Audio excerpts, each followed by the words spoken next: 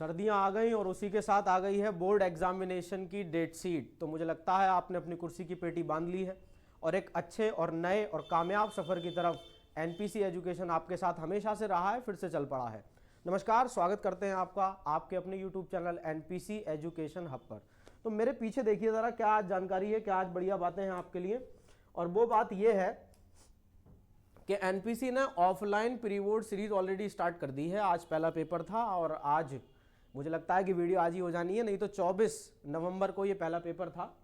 और हम ये काम करेंगे यहाँ पर आज का लेके आए हैं आपके लिए प्री बोर्ड 1 जो हुआ है हमारा अभी, उसका डिटेल सॉल्यूशन लेकर के आए हैं। सब्जेक्ट क्या था वो आप देख लीजिए ज़रा। ये है सब्जेक्ट बायोलॉजी को लेकर के और क्लास 12th के लिए डेडिकेटेड वीडियो है। सीरीज का नाम रखा गया है लक्ष्य भेद सीरीज, यानी कि जो आपका गोल है उसको आपको अचीव करना है इस सीरीज के थ्रू। हम यहाँ पर हर एक सब्जेक्ट के 5 प्री बोर्ड कराते हैं अपने यहाँ जो ऑफलाइन कोचिंग सेंटर है मिलक रामपुर में।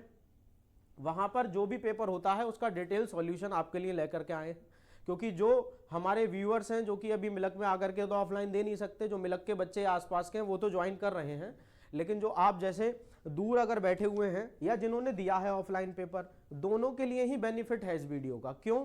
क्योंकि जिन्होंने दिया है उनके डाउट हैं या मुझे लगता है कि मेरा क्वेश्चन हुआ नहीं सर ये वो, उनको यहाँ पर सॉल्यूशन मिलने वाला है। और जो लोग जिन्होंने पेपर अटेम्प्ट नहीं किया है वो समझ पाएंगे पेपर किस लेवल का आने वाला है, क्योंकि ये बहुत ही डेडिकेटेड टीम ने रिसर्च करके पेपर बनाया है जिसका मैं डिटेल सॉल्यूशन आपके लिए लाया हूँ।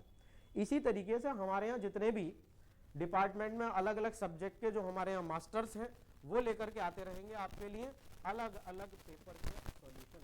फिलहाल आज जो बात करने वाला हूँ मैं आपके साथ वो क्या चलेगी, बायोलॉजी को लेकर के चलेगी। तो ये रहा प्री बोर्ड और यहाँ पर पहला क्वेश्चन जो है उसकी बात करेंगे।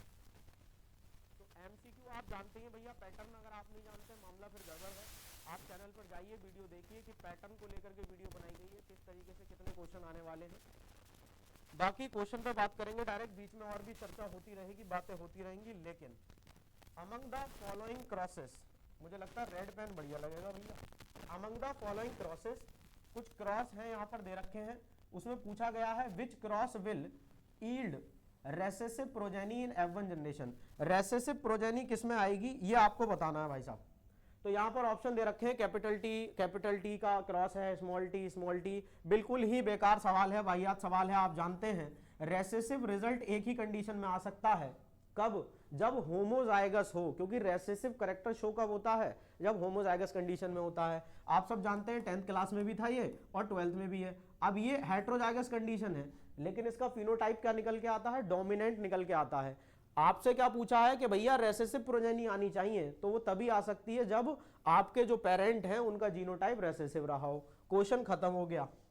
अगला क्वेश्चन है select the option that has the correct sequence occurrence of origin and evolution of man. तो इवोल्यूशन वाले चैप्टर से क्वेश्चन आ गया, इवोल्यूशन ऑफ मैन, जो कि एक इंपॉर्टेंट टॉपिक है। मैं आपको बता देता हूं आप में से जो नहीं जानते हैं, क्योंकि इवोल्यूशन ऑफ मैन पे लगातार क्वेश्चन आता है किसी भी तरीके से। इसी पेपर में कम से कम 2 क्वेश्चन हम बता रहे हैं आपको कि इसी लेवल पे आए हुए हैं, इसी टॉपिक से आए इवोल्यूशन ऑफ मैन से। फिलहाल इनका ऑर्डर देखो, ऑर्डर बड़ा सिंपल सा है भैया। पहला नंबर हेविलस को दीजिए, दूसरा नंबर किसको देंगे आप? इरेक्टस को दे दो, तीसरा नंबर निएंडरथल को दे दो और चौथा नंबर किसको दे दो? होमोसैपियन को दे दो। तो अब यहां पे कहां ऐसा हो रखा है कि थर्ड पहले है फिर फर्स्ट है। आई थिंक ये बी वाला ऑप्शन है, जहां पर पहले क्या आ गया? होमो हैबिलस यानी थर्ड आ गया, फर्स्ट आ गया होमो इरेक्टस, फिर निएंडरथल और उसके बाद होमोसैपियन। तो सर जी इसका आंसर जो है वो है ऑप्शन नंबर बी करेक्ट, और इसका क्या था? Option number C correct. किसी को भी कोई परेशानी है, किसी को लगता है कि सर इसका ये नहीं वो होना चाहिए, कमेंट बॉक्स आप ही के लिए है। क्वेश्चन में मजा आ रहा है तो लिखिए वहां पे कि मजा आ रहा है, और अगर आपको डाउट आ रहा है तो वहां लिखिए क्या डाउट आ रहा है। हम कोशिश करेंगे, हमारी टीम कोशिश करेगी कि आपके डाउट को रिजॉल्व कर दिया जाए। देखिए बहुत ही प्यारा टाइम है, अगर इस समय से आप अब तक 0 हैं, लेकिन अगर आप एनपीसी एजुकेशन हब के साथ जुड़े हैं, लगातार वीडियो देख रहे हैं, चीजें जैसे बताई जा रही हैं फॉलो कर रहे हैं, तो मेरा आपसे दावा है कि आप पास नहीं होंगे, उससे ज्यादा निकल जाएंगे, पास होने से भी ऊपर निकल जाएंगे, बहुत अच्छे मार्क्स आप स्कोर करेंगे। चलिए भाई अगली बात जो हम करते हैं, तो हमारा क्वेश्चन चेंज हो चुका है। अभी क्वेश्चन नंबर क्या आ गया है? 3 और 4 क्वेश्चन नंबर है। अभी तक जो था वो फर्स्ट और सेकंड था। तो तीसरे वाले की बात करिए जरा। कह रहे हैं इनकरेक्ट। अरे भैया मेडिकल के एग्जाम में तो ये इसको बोल्ड कर देता है, लेकिन बोर्ड के एग्जाम में भी बोल्ड कर देता है। चलिए एनिमोफिली की बात करें, एनिमोफिली किसके लिए होती है सर जी? इन्होंने कहा विंड के लिए होती है, और माड़े ठीक लाग है, माड़े चोखा लाग है। दूसरी बात करो हाइड्रोफिली, पॉलिनेशन बाय बैट, माड़े ठीक ना लागे, माड़े चोखा ना लागे, क्योंकि हाइड्रोफिली किसके लिए होती है? हाइड्रोफिली होती है सर वाटर के लिए, है जी। बैट के लिए क्या होती है? च्रैप्टेरोफिली। ऑर्निथोफिली किसके लिए होती है? बर्ड्स के लिए होती है, मनो चोखा लागे, मनो ठीक लागे। तो ए भी ठीक हो गया जी, सी भी ठीक हो गया। अब एंटोमोफिली की बात करेंगे तो इंसेक्ट, ये भी ठीक हो गया। तो गलत कौन सा रहा हमारा? बी वाला ऑप्शन, और यही पूछा गया था। तो ये सब यहाँ पे देखिए हमने एकदम पुताई कर दी, और इसका इनकरेक्ट जो है वो क्या है? बी होगा। क्योंकि क्यों होगा ये भी समझ लें, बैट की जगह वाटर अगर होता तो ये मामला बिल्कुल ठीक हो जाता। क्वेश्चन नंबर 4 पे आ जाइए। इक्वेशन ऑफ बरहल्स पियर लॉजिस्टिक ग्रोथ मॉडल की इक्वेशन दे रखी है। कह रहे हैं इन दिस इक्वेशन के किसको इंडिकेट कर रहा है? भैया के क्या होता है ये देखिए जरा। के होता है कैरिंग कैपेसिटी। डायरेक्ट क्वेश्चन है, ना दिमाग लगाना था, ना हल्द ना फिटकरी, सीधा टेक्स्ट अगर आपने पढ़ा है, कहीं से भी पढ़ा है, एनसीईआरटी डायरेक्ट लाइन कह रही है। के क्या होती है बच्चा? कैरिंग कैपेसिटी होती है। ये क्या होती है सर जी? कोई एक हैबिटेट या नीश जो होता है वो कितने नंबर ऑफ इंडिविजुअल को या ऑर्गेनिज्म को होल्ड कर सकता है, कैरी कर सकता है। क्योंकि आपने ये देखा होगा कि रिसोर्सेज शुरुआत में अनलिमिटेड होते हैं, तो भैया ग्रोथ लगातार तेज होती चली जाती है। कर्व जो होता है वो जे शेप्ड होता है, लेकिन मोर रियलिस्टिक अगर पूछ लेता है तो क्या होता है? एस शेप्ड कर्व होता है, जिसको हम क्या कहते हैं? सिग्मोइड कर्व कहते हैं। तो सिग्मोइड कर्व में आपको ये समझ में आ रहा है कि एक टाइम के बाद क्या हो जाती है? ग्रोथ स्टेशनरी हो जाती है, रुकने लगती है, कांस्टेंट हो जाती है। तो के क्या है? Carrying capacity. किसी हैबिटेट में कितने ऑर्गेनिज्म कैरी करने की क्षमता है, this is called carrying capacity. Hindi में हो गया भाई। बोलिए आगे चलें। तो ये हमारे पास क्वेश्चन हो गए थर्ड और फोर्थ। थर्ड वाले का आंसर बी हो गया, और फोर्थ वाले का भी क्या हो गया? बी हो गया। अब आगे चलते हैं क्वेश्चन नंबर 5 पे। जरा देखिए, अगर डायरेक्ट क्वेश्चन है तो डायरेक्ट आंसर आप लिखते चलिए। अगर आप वीडियो बाद में भी देख रहे हैं, रिकॉर्डेड वीडियो है या आप देख रहे हैं, तब भी आप क्या करें? इसका आंसर एकदम से कमेंट बॉक्स में लिखिए। कॉन्फिडेंस आएगा कि मेरा आंसर जो मैंने बताया था, देखो वीडियो में आंसर वही आया। ठीक है जी। तो चलिए, a patient is admitted for myocardial infarction. भैया सीबीएसई में ना अगर आपको चीजें पकड़नी आती हैं तो नंबर लाना बड़ी चीज नहीं है। न जाने कैसे बालक फेल हो जाकर है। मायोकार्डियल इन्फेक्शन अगर आपने पकड़ लिया और फिर पूछा है कि विच of the following bioactive molecule can improve the condition, ये वो शब्द हैं जो एनसीईआरटी के डिट्टो कॉपी हैं, एनसीईआरटी से ही उठे हैं। तो अब यहां पे इसका आंसर क्या हो जाएगा भाई? मायोकार्डियल इन्फेक्शन का स्ट्रेप्टोकाइनेज। इस कंडीशन में क्या होता है? मायोकार्डियल इन्फेक्शन में होता क्या है? ब्लड क्लॉटिंग हो जाती है, blood clotting.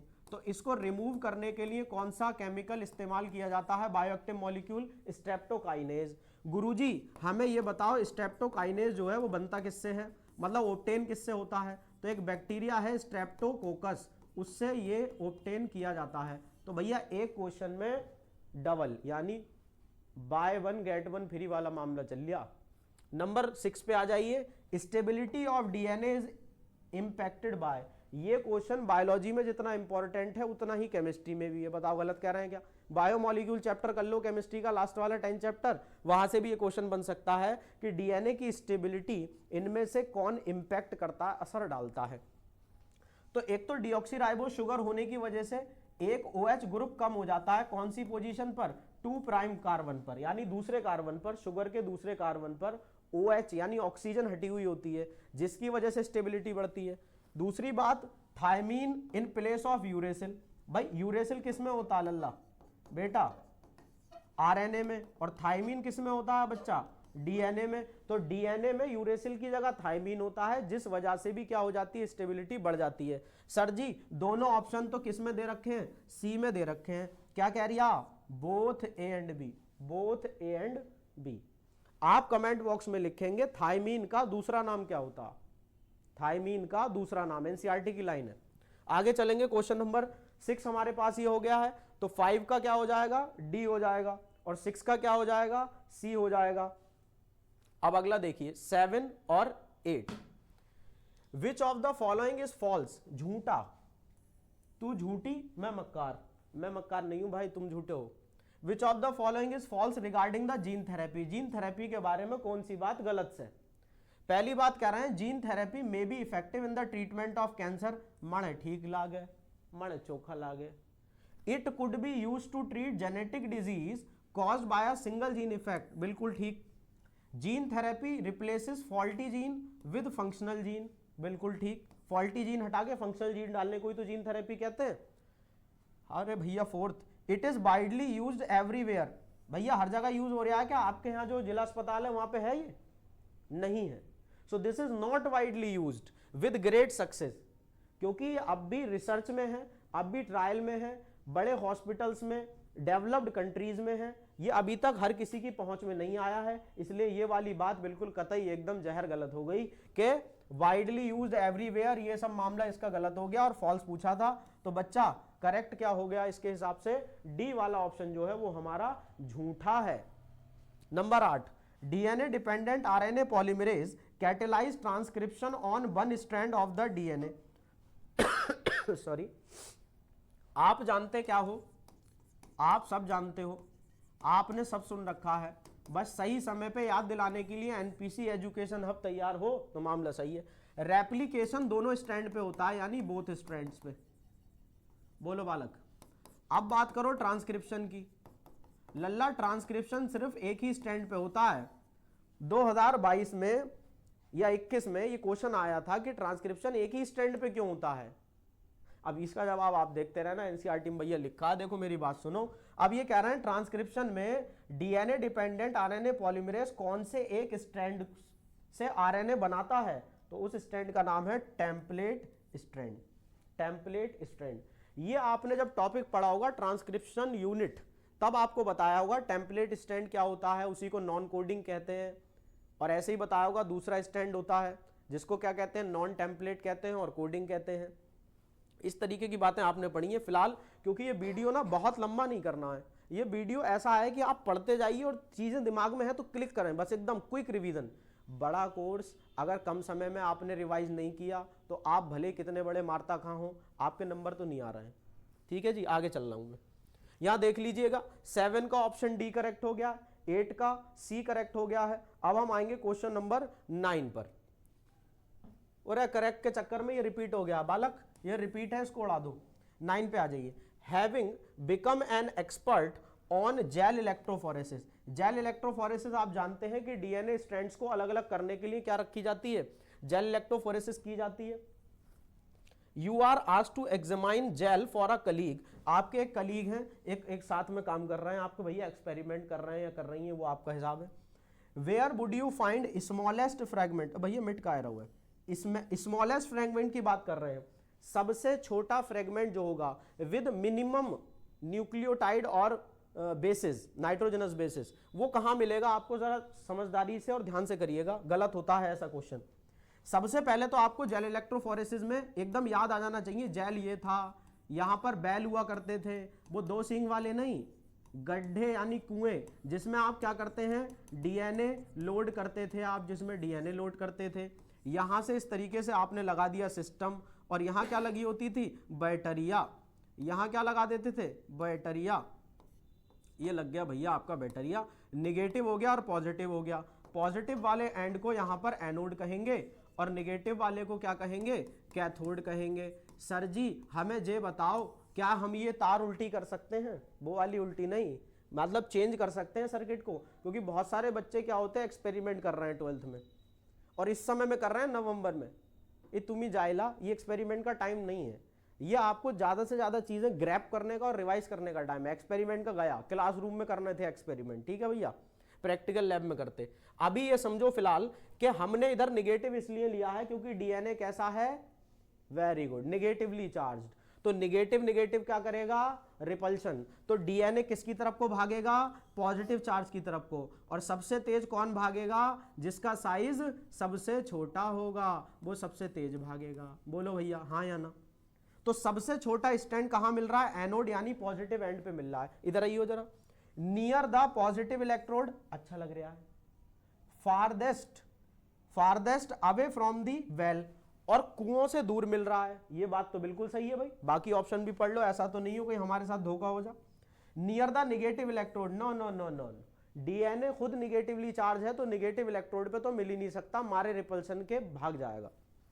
Near the top, ऊपर की तरफ मिला क्या आपको सबसे छोटा स्ट्रैंड? गलत बात है, आपकी बिल्कुल गलत बात है। नियर द मिडिल, बीच में मिलेगा क्या छोटा स्ट्रैंड? नहीं, सबसे लास्ट में मिलेगा। ऑप्शन ए हमारा एकदम झन्नाट था, आप अब भी देख पा रहे हैं। बिल्कुल क्वेश्चन इतने सस्ते हैं सॉरी, ये सिर्फ प्री बोर्ड में नहीं है, आपके एग्जाम हॉल में भी ऐसे ही क्वेश्चन आएंगे, बशर्ते आपने क्या किया हो, जितना भी पढ़ा है दब के रिवीजन करें, एकदम खतरनाक वाला रिवीजन करके, पूरा सिलेबस का रिवीजन करके आओ। अगले संडे हमारे यहाँ जो ऑफलाइन बैच है उसमें है केमिस्ट्री का क्लास 12th में प्री बोर्ड, मस्त पढ़ करके आइए। 10th के लिए मैथमेटिक्स का है, आज भी हुआ है 10th का साइंस का। इस वीडियो के बाद आप सीरीज में देखेंगे कि क्लास 10th जो है उसके लिए साइंस के प्री बोर्ड का जो है सोल्यूशन चला आ रहा है आपके लिए। मैथ 12th क्लास की मैथ के लिए चला रहा है भैया, 12th का बायो का आज हुआ है तो मैथ का भी हुआ है। तो आपके लिए पक्की तैयारी करके रखी है हम लोगों ने, एनपीसी एजुकेशन हब ने आपके लिए।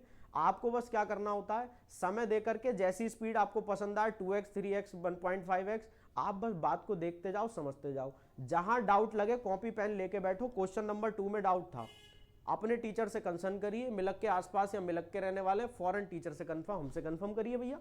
कमेंट में लिख सकते हैं, अगर आपका डाउट एक्सप्लेन करने लायक है जो कि कमेंट में हो सकता है तो आपके लिए अगली वीडियो में एक्सप्लेन कर देंगे। इतना हम कर सकते हैं, लेकिन आपको बैठना पड़ेगा, जिम्मेदारी उठानी पड़ेगी, ये ठंड का बहाना छोड़ना पड़ेगा। अब जो रजाई गद्दों का मामला है, ठीक है, आगे चलते हैं, फिलहाल बातें तो चलती रहेंगी। क्वेश्चन नंबर 9 का अब आप आंसर बिल्कुल ठीक जानते हैं, वो है ऑप्शन नंबर ए। अगली बात करेंगे क्वेश्चन नंबर 10 की, बड़ा प्यारा क्वेश्चन है, देखें जरा। कहते हैं 4 स्टेटमेंट नीचे दे रखे हैं, 2 जिसमें से सही है, 2 करेक्ट हैं। 2 करेक्ट, कौन से करेक्ट है यही बताना है। तो पहला है भैया, ट्राइकोफाइटोन और epidermophyton causes most common infection disease in man. भैया स्किन की डिजीज होती है, कह दो दोनों फंगस की क्लास है। बात ठीक लग रही है? बिल्कुल सही लग रही है सर जी।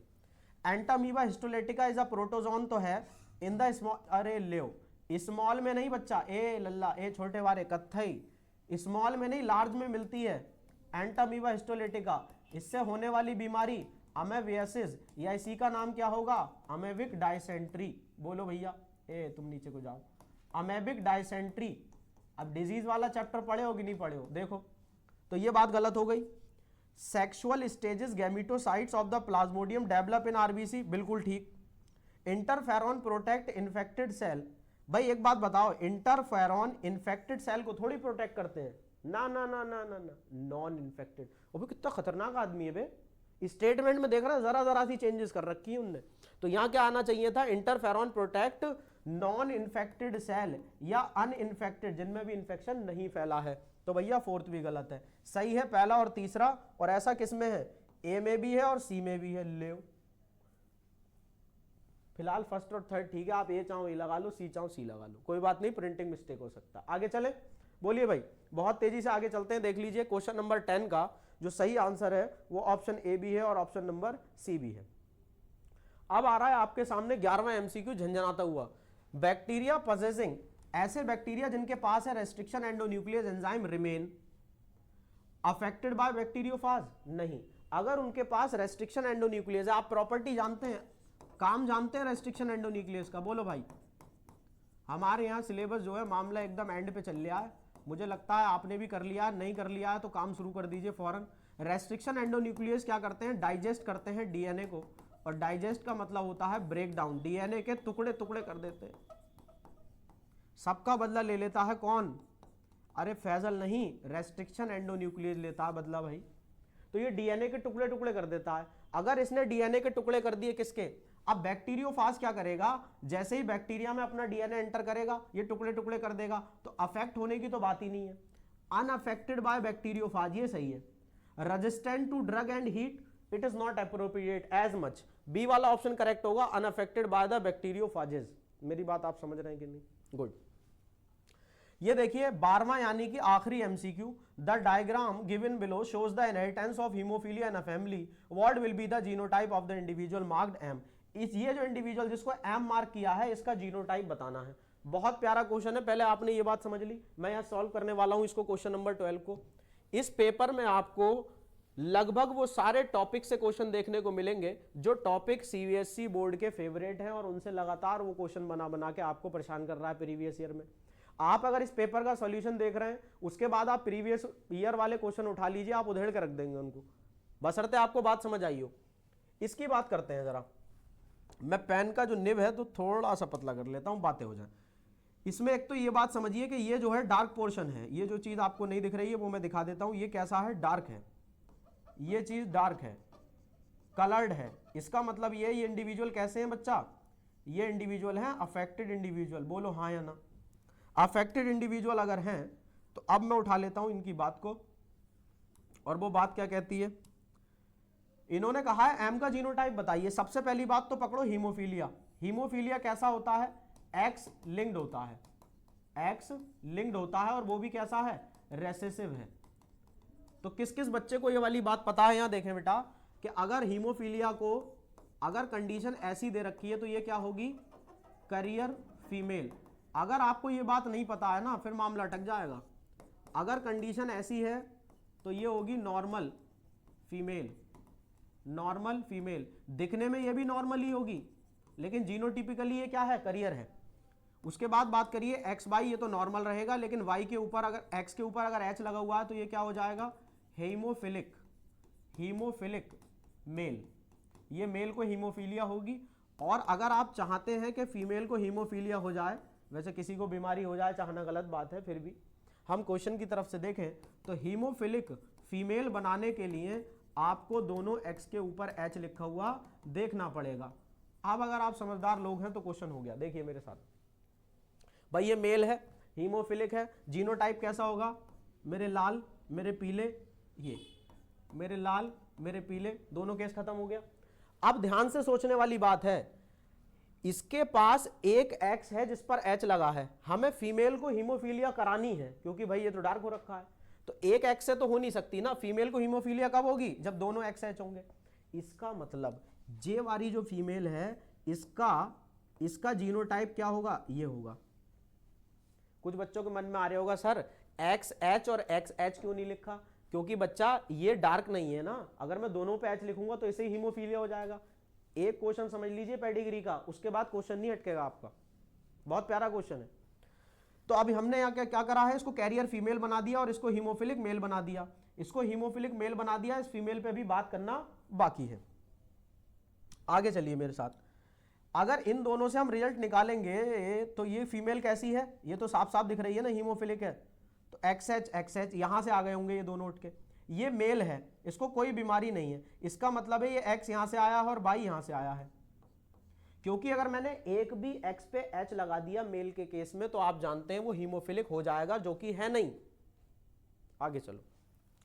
अब कह रहे हैं कि ये वाला जो मेल है इसका जीनोटाइप पता है, इसमें एक भी एच नहीं है।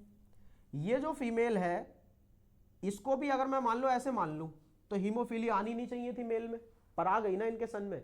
इसका मतलब क्या है? इसके ऊपर एक एक्स पर एच लगा हुआ होगा। दोनों पर एच क्यों नहीं है? क्योंकि ये डार्क नहीं हो रखा है, नहीं तो दोनों पे एच लग जाता।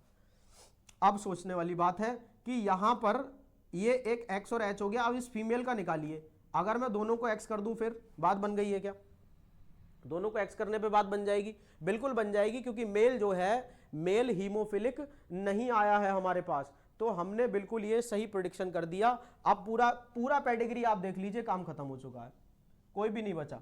यहां पर देखेंगे तो यहां इसको एक्स वाई, इसको एक्स एच एक्स, क्योंकि एक एक्स यहां से आएगा और एक यहां से आएगा, तो ये भी कंडीशन हो सकती है और ये वाली भी कंडीशन हो सकती है। इसकी कंडीशन दो है और इसकी कंडीशन क्या हो गई है? एम वाले का बताओ क्या आया? ये आया। और ऐसा कहां दे रखा है? ऑप्शन नंबर डी में। तो option number D is the correct answer. भाई थोड़ा समय लगा इस क्वेश्चन में, क्योंकि प्यारा क्वेश्चन है, समझाने वाला था, हमने समझा दिया, आपको समझ में आ गया। तो देख लेंगे क्वेश्चन नंबर 12 का आंसर क्या हो जाएगा हमारे पास? डी ऑप्शन हो जाएगा।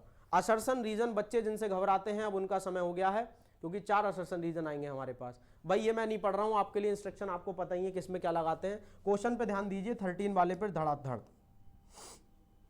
कह रहे हैं the most commonly used bioreactor are stirring type. NCERT की लाइन है, बिल्कुल एनसीईआरटी की लाइन है, बिल्कुल सही बात है।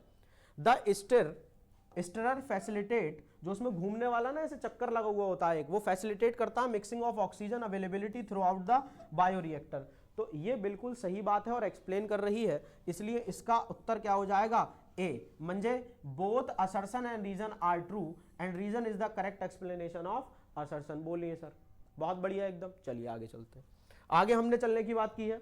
अगला क्वेश्चन हमारे पास है क्वेश्चन नंबर 14। क्वेश्चन नंबर 14 में कह रहा है mutation, genetic recombination, natural selection and isolation from the most essential process for evolution. भाई म्यूटेशन यूगोडी ब्रीज ने दिया, नेचुरल सिलेक्शन पे डार्विन बात करता है और वो कहते हैं कि एवोल्यूशन को प्रमोट करते हैं, तो परेशानी वाली तो कोई बात ही नहीं है। इस हिसाब से ये बिल्कुल सही स्टेटमेंट है। आगे सुनिए, all new traits arise from this process. क्योंकि ये क्यों एवोल्यूशन में सपोर्ट कर रहे हैं? क्योंकि ऑल न्यू ट्रेट, जितनी भी नई ट्रेट, नए करेक्टर हैं, वो अराइज होते हैं इन्हीं प्रोसेस से। एक्सप्लेन करती हुई बात है, ए करेक्ट हो गया। आगे पढ़ते हैं। Traits like height and skin colour are the example of polygenic inheritance. मुझे आप बताइए, क्या ये एनसीईआरटी की लाइन नहीं है? क्या पॉलीजेनिक इनहेरिटेंस नाम के टॉपिक में आपने नहीं पढ़ा इसको? बिल्कुल सही बात है। आगे कह रहे हैं polygenic inheritance single gene influence multiple phenotype trait. बोलो सही कि गलत? बिल्कुल गलत। बच्चे इसी में कंफ्यूज हो रहे हैं। किस किस में?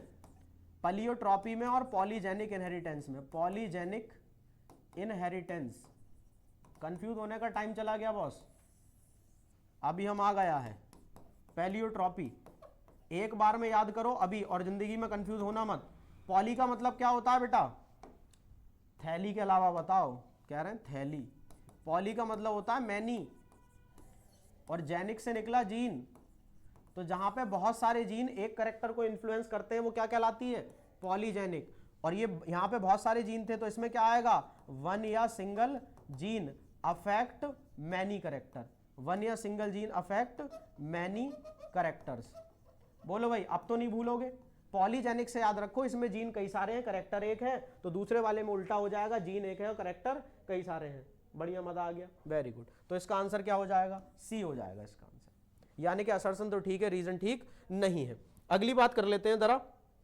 ये है 16। अरे भाई ये कैसा लगाया है? ये तो इधर उधर लगा दिया भाई, कोई बात नहीं, लेकिन हम मैनेज कर लेंगे। असर्शन कहता है menstrual phase is analogous to the shedding tear over the lost ovum.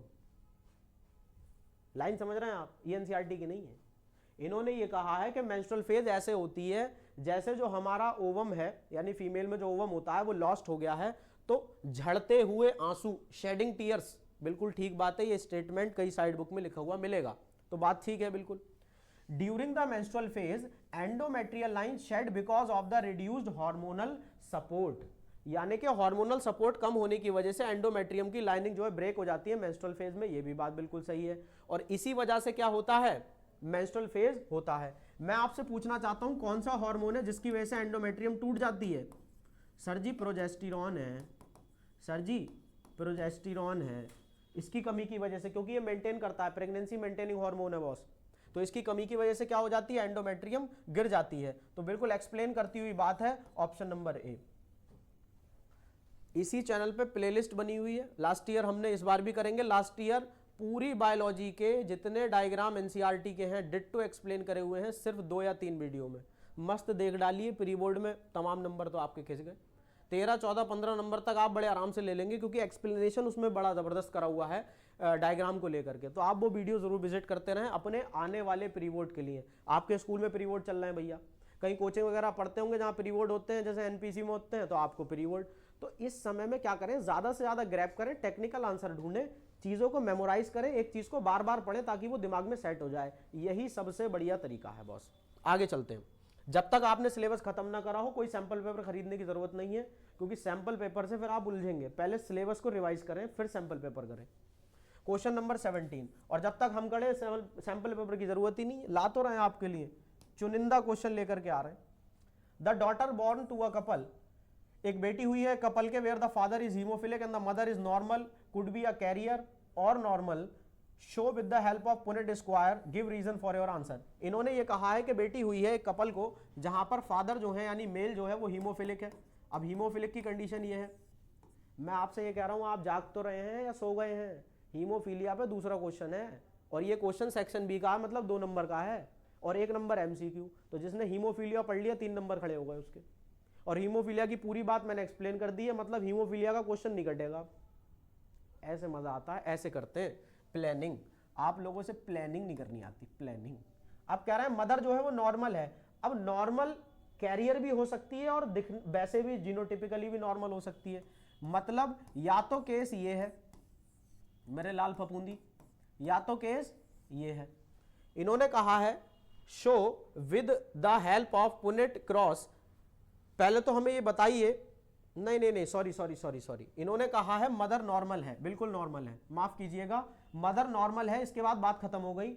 Daughter को कनेक्ट कर रहे हैं कि डॉटर कैरियर होगी या नॉर्मल होगी, ये देखने वाली बात है। चलिए, हो जाता है भैया, इंसान है, इंसान से गलती होती है, समझ रहा हूँ नहीं समझ रहा हूँ। यहां पर फटाक से लगा लीजिए पुनेट स्क्वायर, आप सबने सीखा हुआ है।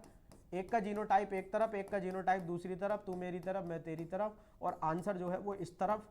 तेरा ध्यान किधर है, आंसर इधर है। तो फीमेल क्या हो जाएगी बेटा, डॉटर क्या हो जाएगी, वो करियर बनेगी, वो पूरी तरीके से नॉर्मल नहीं बनेगी। सारी डॉटर क्या हो जाएंगी, करियर हो जाएंगी और कैरियर हो जाएंगी।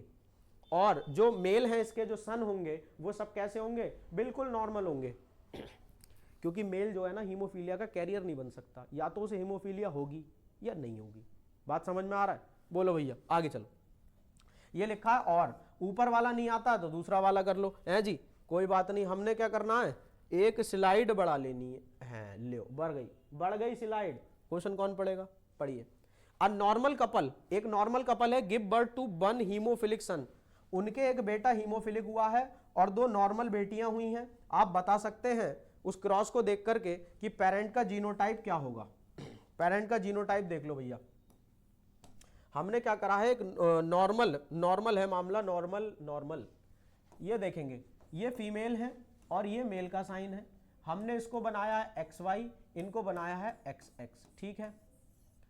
फीमेल अगर नॉर्मल है तो केस बच्चा ये भी हो सकता है कि नहीं हो सकता है। अब देखेंगे कौन सा हो सकता है, वो क्वेश्चन बताएगा। बेटा कैसा हो गया इनका, हीमोफिलिक। और बेटा हीमोफिलिक कब हो सकता है, देखें बेटा हीमोफिलिक कब हो सकता है। अगर मैंने ये दोनों चुने तो एक भी H नहीं है, X के ऊपर एक भी H नहीं है ना, एक भी अफेक्टेड X नहीं है, तो मुझे ये नहीं लेना है। इसकी जगह क्या लेना पड़ेंगी, ये लेना पड़ेंगी दोनों। इनका फटाक से क्रॉस कर डालिए, आंसर आपके सामने है भैया। लो, ये हमने खींच दिया पुनेट, और यहाँ पे स्क्वायर और पुनेट, और यहाँ पे स्क्वायर पुनेट स्क्वायर। तो मेरे लाल जो बेटियां हुई हैं ना, बेटियां जो हुई हैं यहाँ पे, ये कैरियर, ये दोनों ये हुई होंगी, और हीमोफिलिक जो बेटा हुआ है वो ये रहा होगा। पीछे एक बार क्वेश्चन और कैरी करा देता हूं, टैली करा देता हूं कि 2 नॉर्मल बेटियां हुई हैं इसके पास, बिल्कुल हो सकती हैं। हीमोफिलिक सन हुआ है एक, बिल्कुल हो सकता है, ठीक है। आगे चले, बहुत बढ़िया, धन्नाटे काट दिए। हाँ, ये वाला देख सकते हैं आप क्रॉस। इसके आगे चलते हैं। आगे हमारे पास जो क्वेश्चन है बच्चा, वो है क्वेश्चन नंबर 18।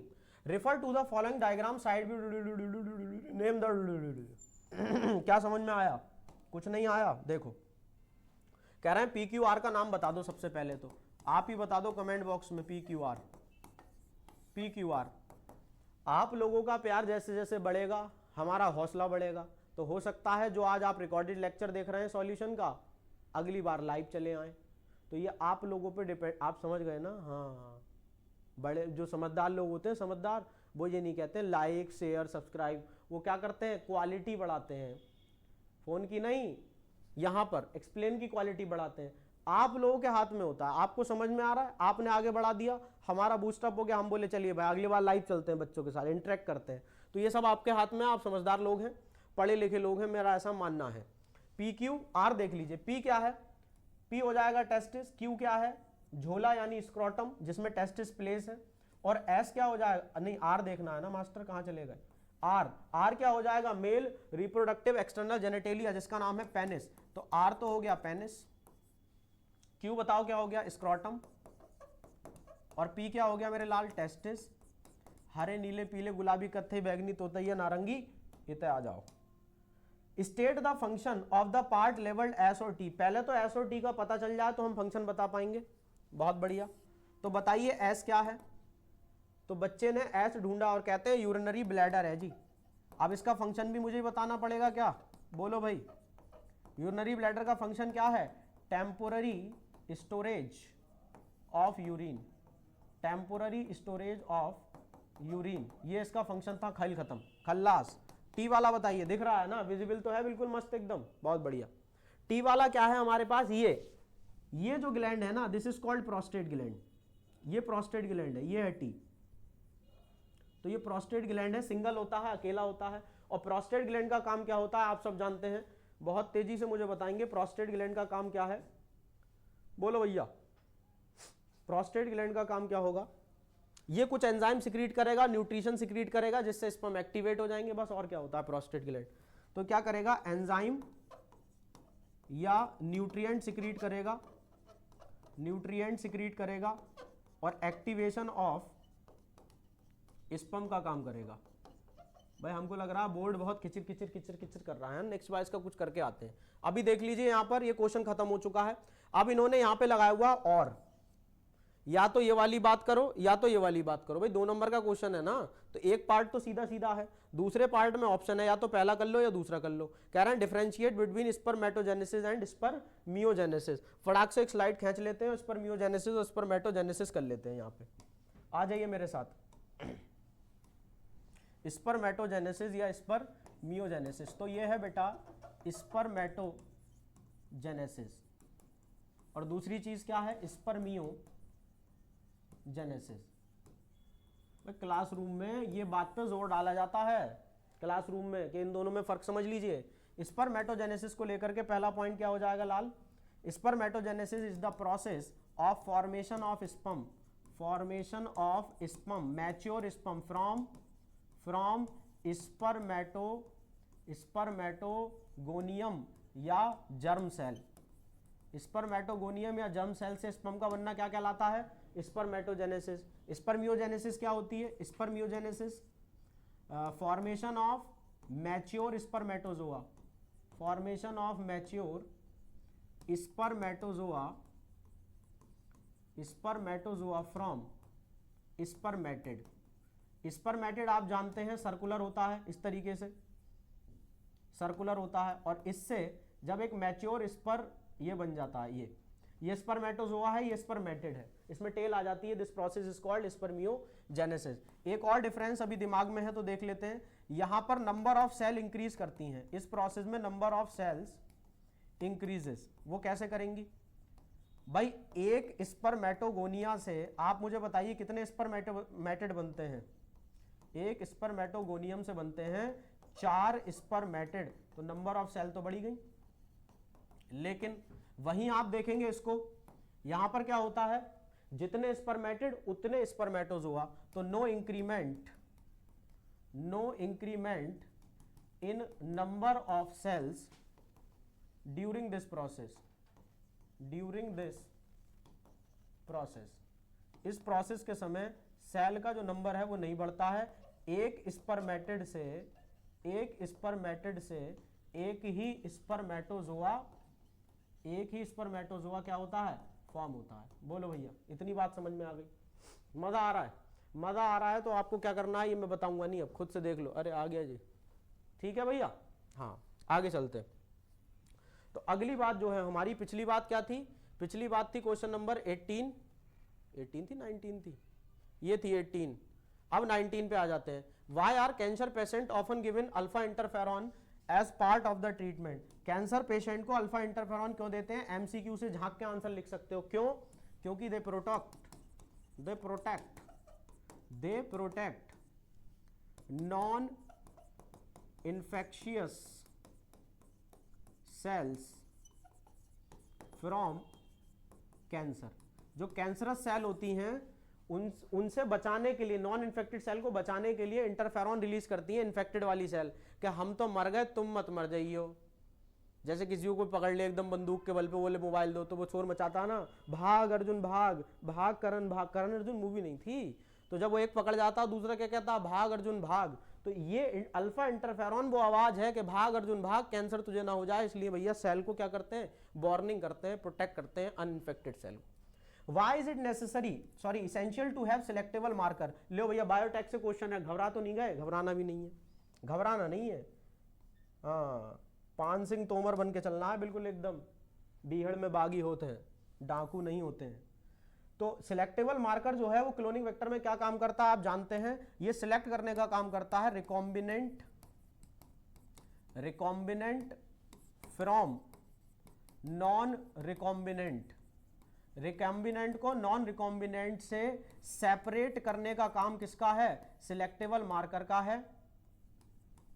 जैसे आप जानते हैं PBr 322 आपने पढ़ा होगा एक वेक्टर ना, तो उसमें क्या होता है, एम्पिसिलिन होती है और टेट्रासाइक्लिन होती है, जिसका काम क्या है? रिकॉम्बिनेंट को और नॉन रिकॉम्बिनेंट को सेपरेट करना काम रहती है। बोलो भैया, मजा आ रहा है? ठीक है। Mention the uses of cloning vector. Cloning vector का काम क्या होता है? एक तो कॉपी नंबर कंट्रोल करता है। क्लोनिंग वेक्टर के दो काम होते हैं। क्या क्या काम होते हैं बताइए मुझे। एक तो वो क्या करता है, नंबर कंट्रोल करता है, और दूसरी बात वो क्या करता है, फॉरेन जीन को होस्ट डीएनए से लाइगेट करने का काम करता है। तो क्लोनिंग वेक्टर के दो काम आ गए। क्या काम आ गए भैया? एक तो काम यह आ गया कि लाइगेट यानी जोड़ता है, ligate foreign DNA with host DNA, और दूसरा काम क्या करता है, वो रेप्लिकेशन में इस्तेमाल करता है।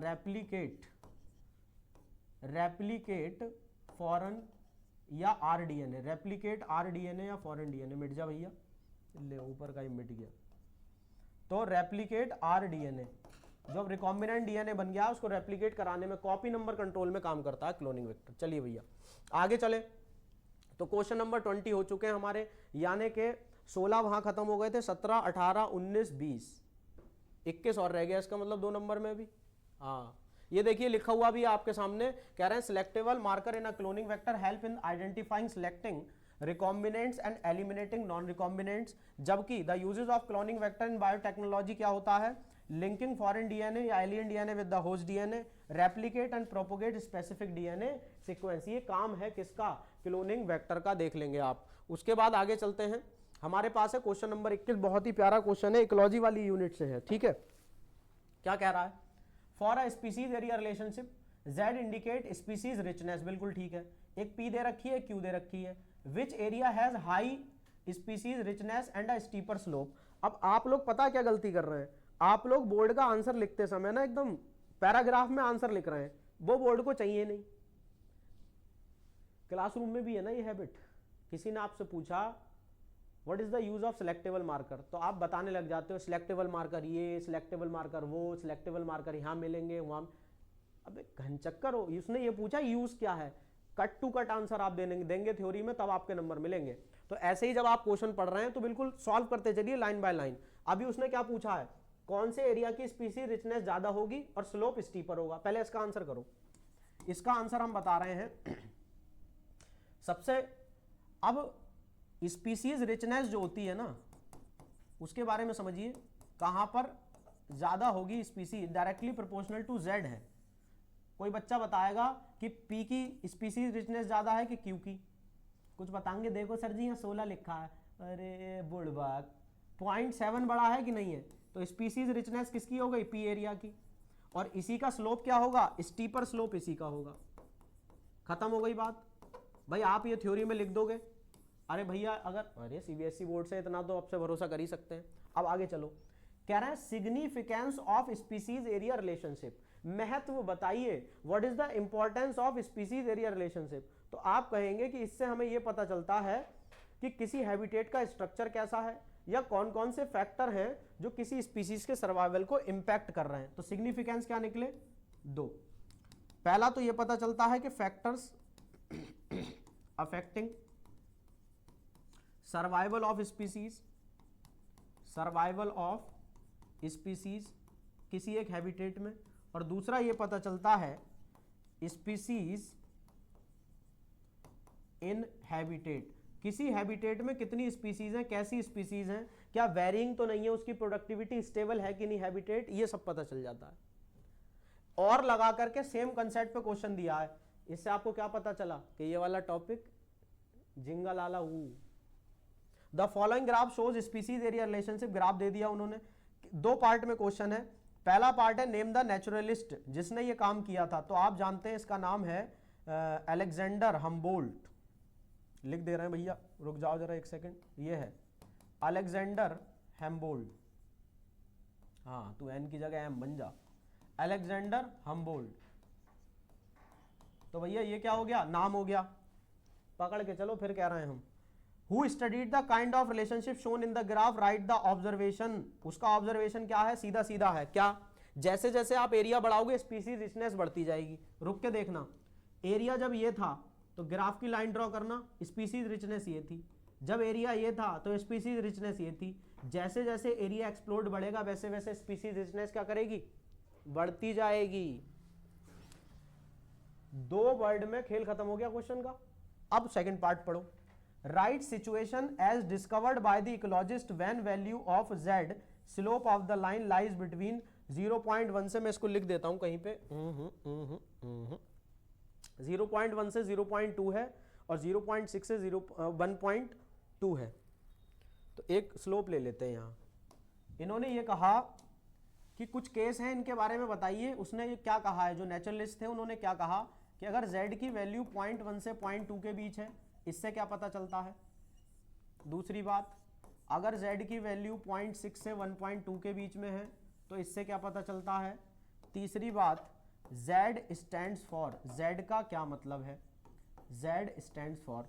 तो बच्चा पहली बात तो z सुन लो, z का मतलब होता है रिग्रेशन कोफिशिएंट, रिग्रेशन कोफिशिएंट, ये आप जानते हैं, एनसीईआरटी में डायरेक्ट लिखा है। एक बात खत्म हो गई। दूसरी बात सुनिए मेरी, अगर z की वैल्यू 0.1 से 0.2 के बीच में, इसका मतलब है कि एरिया जो है बहुत नॉर्मल या बहुत छोटा है। ठीक है, क्या है इसका मतलब, एरिया नॉर्मल या स्मॉल टू नॉर्मल है, यानी बहुत छोटा होगा या नॉर्मल होगा, मतलब ज्यादा बड़ा साइज नहीं है। लेकिन रिग्रेशन कोफिशिएंट की वैल्यू बढ़ गई तो इसका मतलब है एरिया इज टू लार्ज या वेरी लार्ज, बड़ा एरिया है। तो ये बात मुझे लगता है आपने थोड़ी सी बढ़िया नई सीख ली है, नई सीख ली है तो एकदम आपकी आंखें से बड़ी बड़ी खुल गई होंगी। आगे चलते हैं, बोलिए भाई, मूव कर जाएं, आगे मूव कर रहे हैं हम लोग। तो क्वेश्चन नंबर 22 पे आ गए हैं हम, और क्वेश्चन नंबर 22 कौन से सेक्शन का होना चाहिए बेटा, सेक्शन नंबर सी का होना चाहिए। 3 नंबर का सवाल है, the ability of the body, रंग बदल लो, रंग बदल रहा जमाना, हम भी बदल ले रहे हैं पेन का। The ability of the body host to fight against the disease causing agent called immunity, paragraph पोत रखा है। 2 प्रकार की होती है, एक्वायर्ड होती है, इनेट होती है, सब बालक को पता है। सवाल पूछो, describe any 2 situation in which pre formed antibodies are given to a person और काइंड ऑफ इम्यूनाइजेशन क्या होगा। तो जवाब कैसे देना है, 2 केस। पहला केस क्या है बेटा, हम कब देते हैं बनी बनाई एंटीबॉडी, प्री फॉर्म्ड मतलब पहले से बनी हुई। तो एक तो केस है स्नेक बाइट का, सांप ने आपको कट्टा कर लिया है, सांप ने क्या करा, आपको कट्टा कर लिया, तो आप क्या देते हो, एंटीटॉक्सिन देते हो। और एंटीटॉक्सिन किसके अगेंस्ट होती है मेरे लाल, वो अगेंस्ट होती है स्नेक के वेनम के अगेंस्ट, सांप के जहर के अगेंस्ट। वैसे रास की बात बताएं हम आपको, ये जो बनता है ना एंटीटॉक्सिन, ये बनते ही सांप के जहर से है।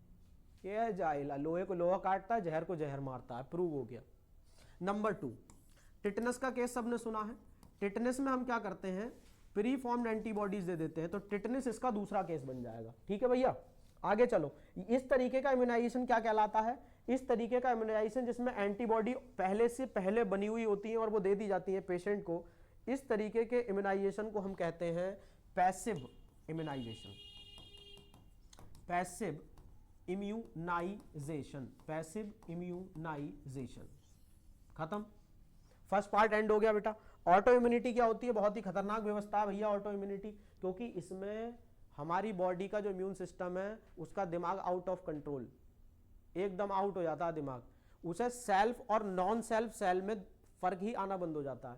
हम कोशिश कर रहा हूं कि ऐसे वर्ड इस्तेमाल किए जाएं जो एनसीईआरटी से डायरेक्ट मैच होते हों, क्योंकि अंग्रेजी जो है, अब राज की बात खुल जाएगी फिर मुंह से, तो इसलिए जो है हम ऐसे वर्ड इस्तेमाल कर रहे हैं जो आपने एनसीईआरटी में पढ़े हैं बार बार रीडिंग में, वही आपको अपने पेपर में लिखने।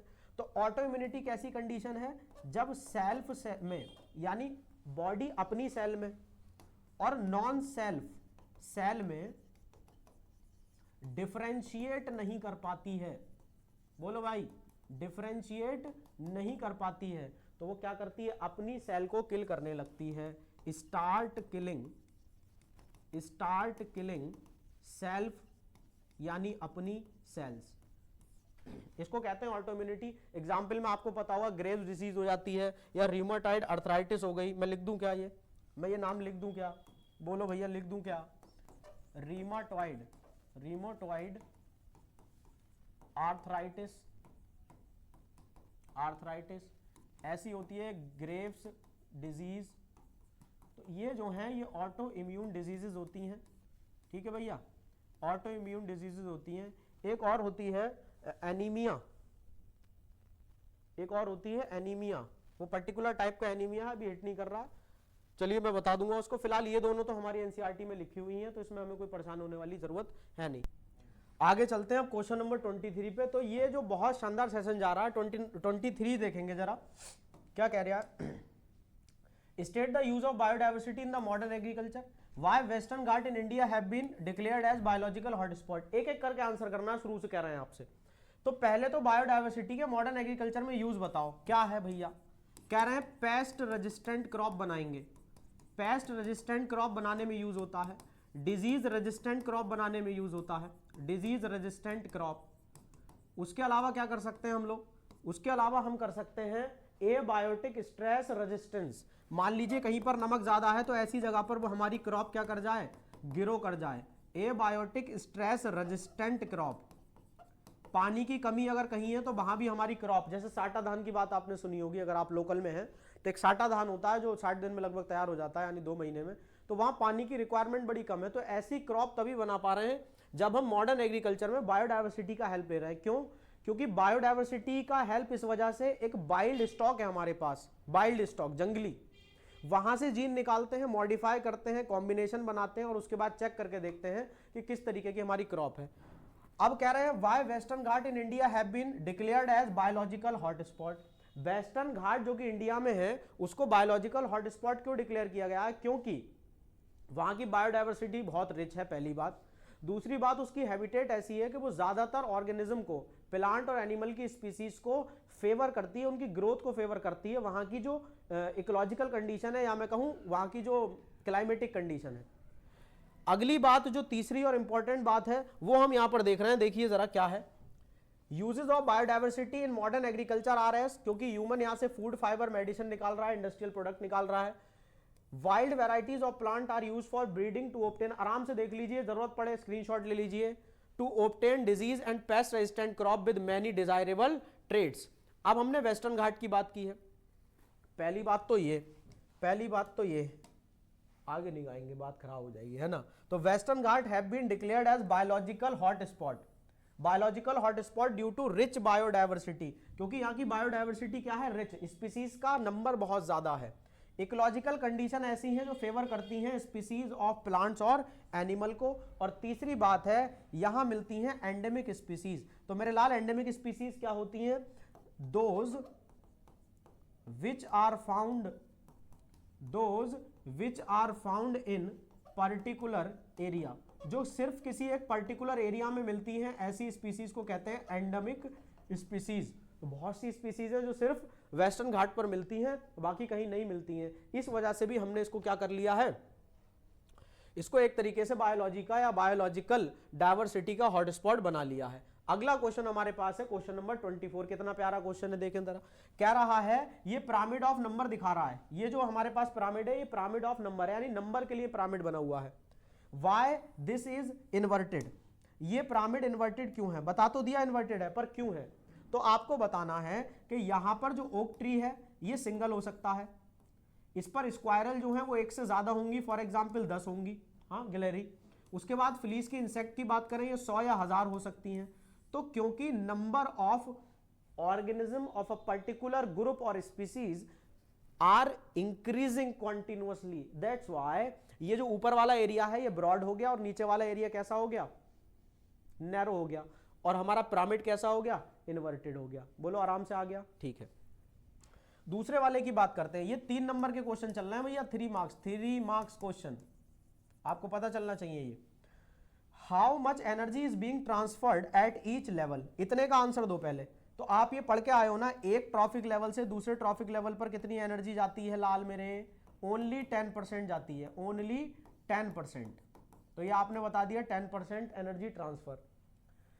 Will the pyramid of energy if drawn for this food chain, इस फूड चेन के लिए अगर मैंने नंबर का एनर्जी का पिरामिड बनाया तो क्या वो इन्वर्टेड आएगा? तो भाई कसम खाओ, अभी मोबाइल सबके हाथ में, कसम खाओ। Pyramid of energy can never be inverted.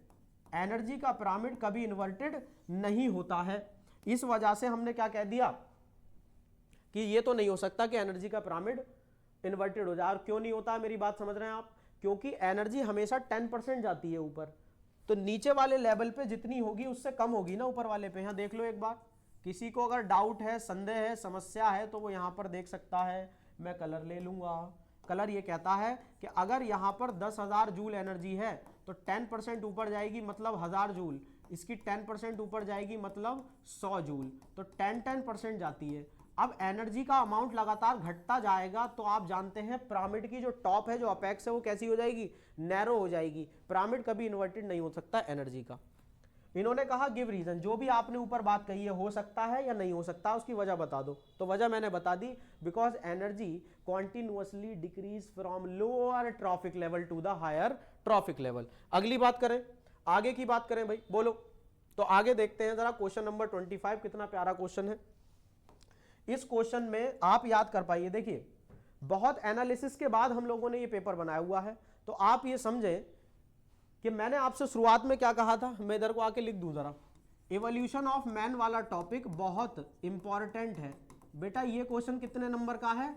3 number का। 1 नंबर का एमसीक्यू करके आए हो इसी टॉपिक पे, 4 नंबर पूरे हो गए। तो गलत तो नहीं कहा आपसे भाई, एनालिसिस के साथ बता रहे हैं। लास्ट ईयर की बात मैं आपको बताता हूं क्या हुआ। लास्ट ईयर हम लोगों ने ऐसे वीडियो बनाया था, एक वहां पे लिखा था कि आउट ऑफ 70, आपने भी देखा हो शायद थंबनेल पे। तो ऐसा नहीं है, ये हवाबाजी है। अगर बच्चा पूरी तरीके से फॉलो करता है मेंटरशिप को हमारी, और फॉलो करके मेहनत करता है, थोड़ी सी सही डायरेक्शन में मेहनत करता है, तो इसी इंस्टीट्यूशन से निकलते हैं बच्चे। अब सो कॉल्ड कुछ बड़े बड़े चैनल ना, जो एकदम से आ गए, बोले यूट्यूब में हमारा जैसा कोई नहीं है, वो कमेंट कर रहे थे कि ऐसा थोड़ी हो जाता है, सारा पेपर आप ही बना दोगे, ऐसे पूरे थोड़ी नंबर आ जाते हैं। तो उनके लिए बड़े विनम्रता से जवाब है, बहुत ही प्यार भरे लहजे से जवाब है। जाकर के हिस्ट्री उठाइए और देखिए कि वहां पर हमारे सोशल मीडिया हैंडल पे देख सकते हैं आप कि बच्चे को 99.4% दिलाया कि नहीं दिलाया। बच्चा ही लेके आया, लेकिन गाइडेंस भी एक चीज होती है। तो ऐसा कभी नहीं कहना चाहिए, मेरा ऐसा मानना है।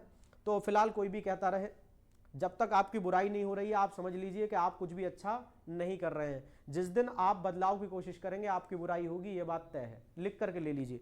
अब क्वेश्चन पे आ जाइए, नहीं तो कहोगे मास्टर साहब तो ज्ञान पे लय में। इधर देखो, कोई बात नहीं, यहाँ देखें, वो भी जरूरी है बेटे जीवन के लिए, क्योंकि होमो हैबिलस पढ़ के जिंदगी नहीं जी जाती है। ये बात अलग सी है कि सिलेक्शन हो जाता है। हाँ जी, तो ए वाला जो है वो होमो हैबिलस होगा। कैसे पता चला? क्रेनियल कैपेसिटी से। आप इन चारों पांचों जो ग्रुप है ना मैन के, इवोल्यूशन ऑफ मैन में जो एक पड़ाव आ रहे हैं, यहाँ पर जो पोजीशन है, उनके कैरेक्टरिस्टिक्स लर्न कर लीजिए, जिससे ऐसी टेबल जो है सॉल्व हो जाएंगी। अब इसका जनरल फीचर क्या है? ये फर्स्ट मैन लाइक था, ये मैन लाइक पहला ऑर्गेनिज्म था। मैन लाइक पहला है जी, इंसान जैसा, आदमी जैसा। होमो सैपियन के बारे में आप जानते हैं, क्रेनियल कैपेसिटी ये है। अब होमो सैपियंस जो हैं, उनका जनरल फीचर क्या होगा? जनरल फीचर की अगर हम बात करें तो ये डेवलप हुए थे during the ice age. Develop during ice as.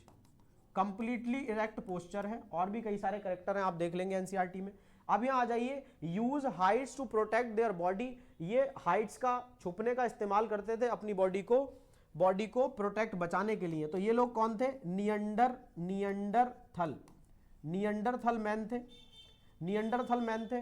इनकी क्रेनियल कैपेसिटी की बात की जाए तो कितनी हो जाएगी? 1400 सीसी होती थी इनकी क्रेनियल कैपेसिटी। बोलिए भाई, 1400 सीसी होती थी क्रेनियल कैपेसिटी। ये होमो सैपियन के नजदीक माने गए हैं। अब 900 क्रेनियल कैपेसिटी है, प्रोबेबली 8 मीट हो सकता है, प्रोबेबिलिटी है, क्योंकि यहां पर हम जब पीछे जाते हैं ना, पीछे जाकर के हिस्ट्री में बात करते हैं, तो सारी बातें क्या हैं, जितना हमारे पास साक्ष्य है, जितने एविडेंस है, उसके हिसाब से हम उसको प्रोबेबल मानते हैं। तो प्रोबेबली 8 मीट, उन्होंने मीट खाया हो ऐसा माना जाता है। तो ये क्या हो जाएंगे? होमो इरेक्टस।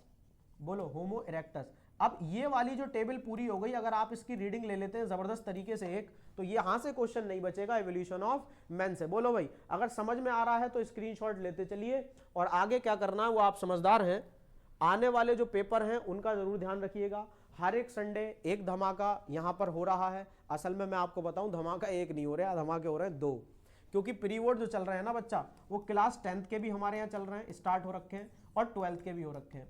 तो जैसे ये वीडियो आपको मिलेगी उसके फौरन बाद, क्योंकि बायोलॉजी है तो मैथ्स की 12th की भी मिलेगी, उसके साथ साथ 10th में साइंस का प्री बोर्ड हुआ है, उसकी वीडियो मिलेगी।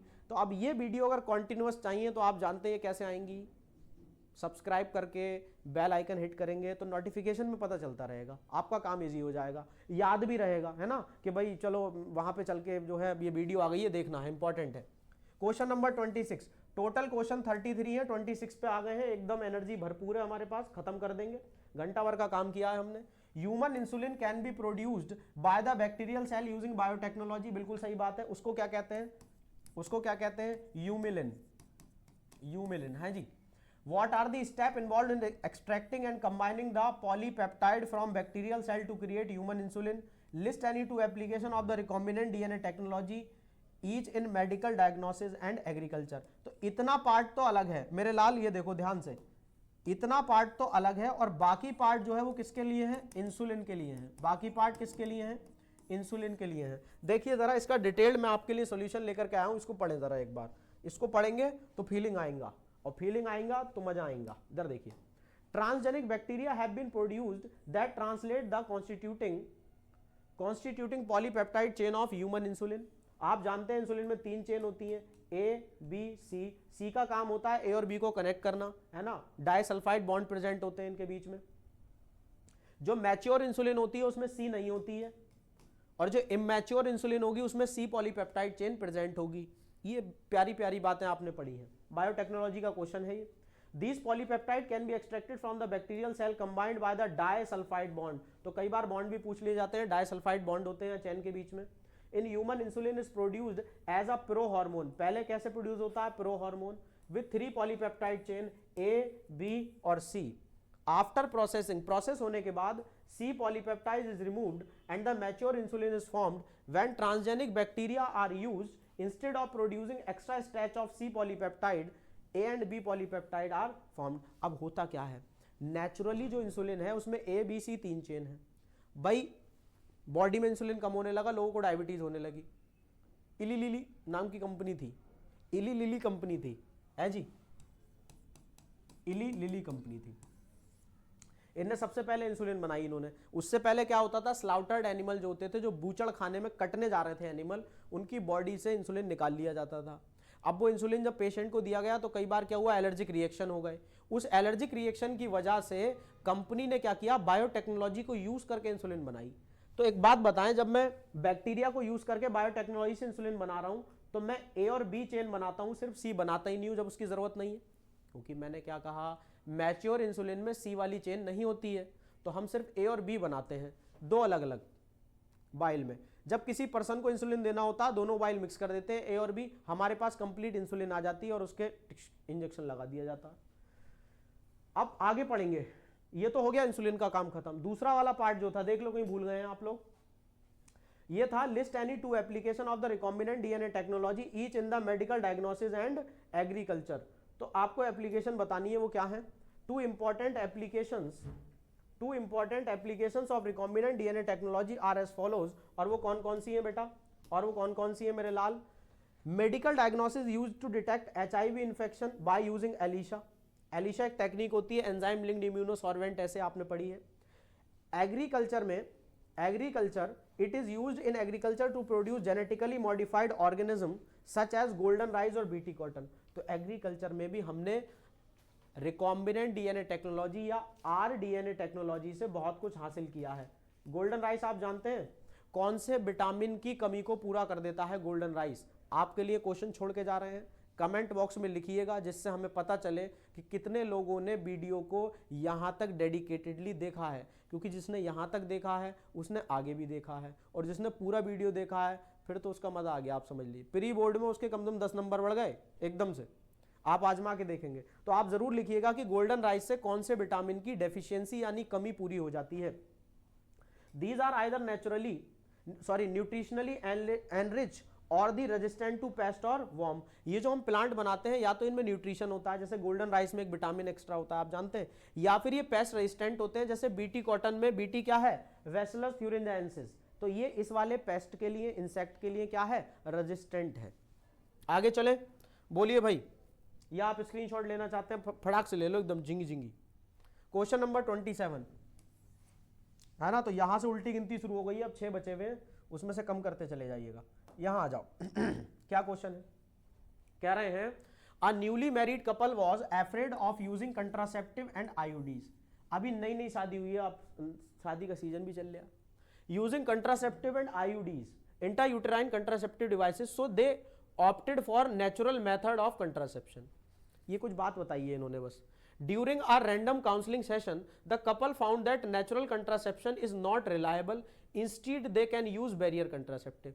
पहले तो उन्होंने, जो नया नया मैरिड कपल है, एक सेकंड मुझे देंगे बेटे ताकि माइक जो है हमारा वो झीलाला हुलाला नहीं करे, आवाज गड़बड़ नहीं होनी चाहिए ठीक है भाई, मुझे लगता है मामला बिल्कुल एकदम ओके हो गया, आवाज क्लियर हो रखी है।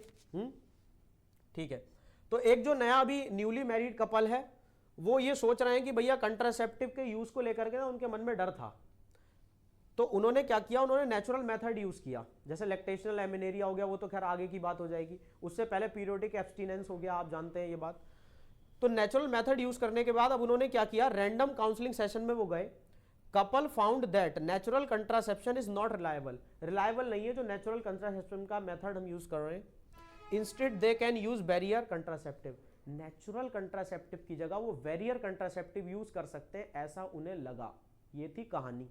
अब सवाल सुनो, पहला सवाल ये है, two barrier method, name two barrier method of contraception that could be used by this couple. Barrier method के दो एग्जाम्पल दे दीजिए जो ये कपल यूज कर सकता हो बिल्कुल सीधा और आंसर सीधा और आसान इसका जवाब है, वो क्या हो जाएंगे भाई, कॉन्डोम्स हो गए, डायफ्राग्म हो गए, सर्वाइकल कैप्स हो गए, ये सब क्या है बोलो भाई, बैरियर मेथड है कि नहीं है, सर्वाइकल कैप्स हो गए, तो ये सब बैरियर मेथड यूज कर सकते हैं। ये पहले पार्ट का आंसर हो गया। अब मैं ना साफ साफ लिखूंगा, है जी बेटे, वेरी गुड। दूसरा पार्ट क्या है, give an example each of the hormonal IUD, copper IUD, non medicated IUD. प्यारा क्वेश्चन बनाया गया क्योंकि कंट्रासेप्टिव मेथड से पूरा निचोड़ करके ये क्वेश्चन बना लिया। आपको ये क्वेश्चन अगर पूरा आता है तो आप समझ लीजिए कंट्रासेप्टिव मेथड से या कंट्रासेप्शन से जो भी क्वेश्चन आएगा आप आराम से टैकल करेंगे।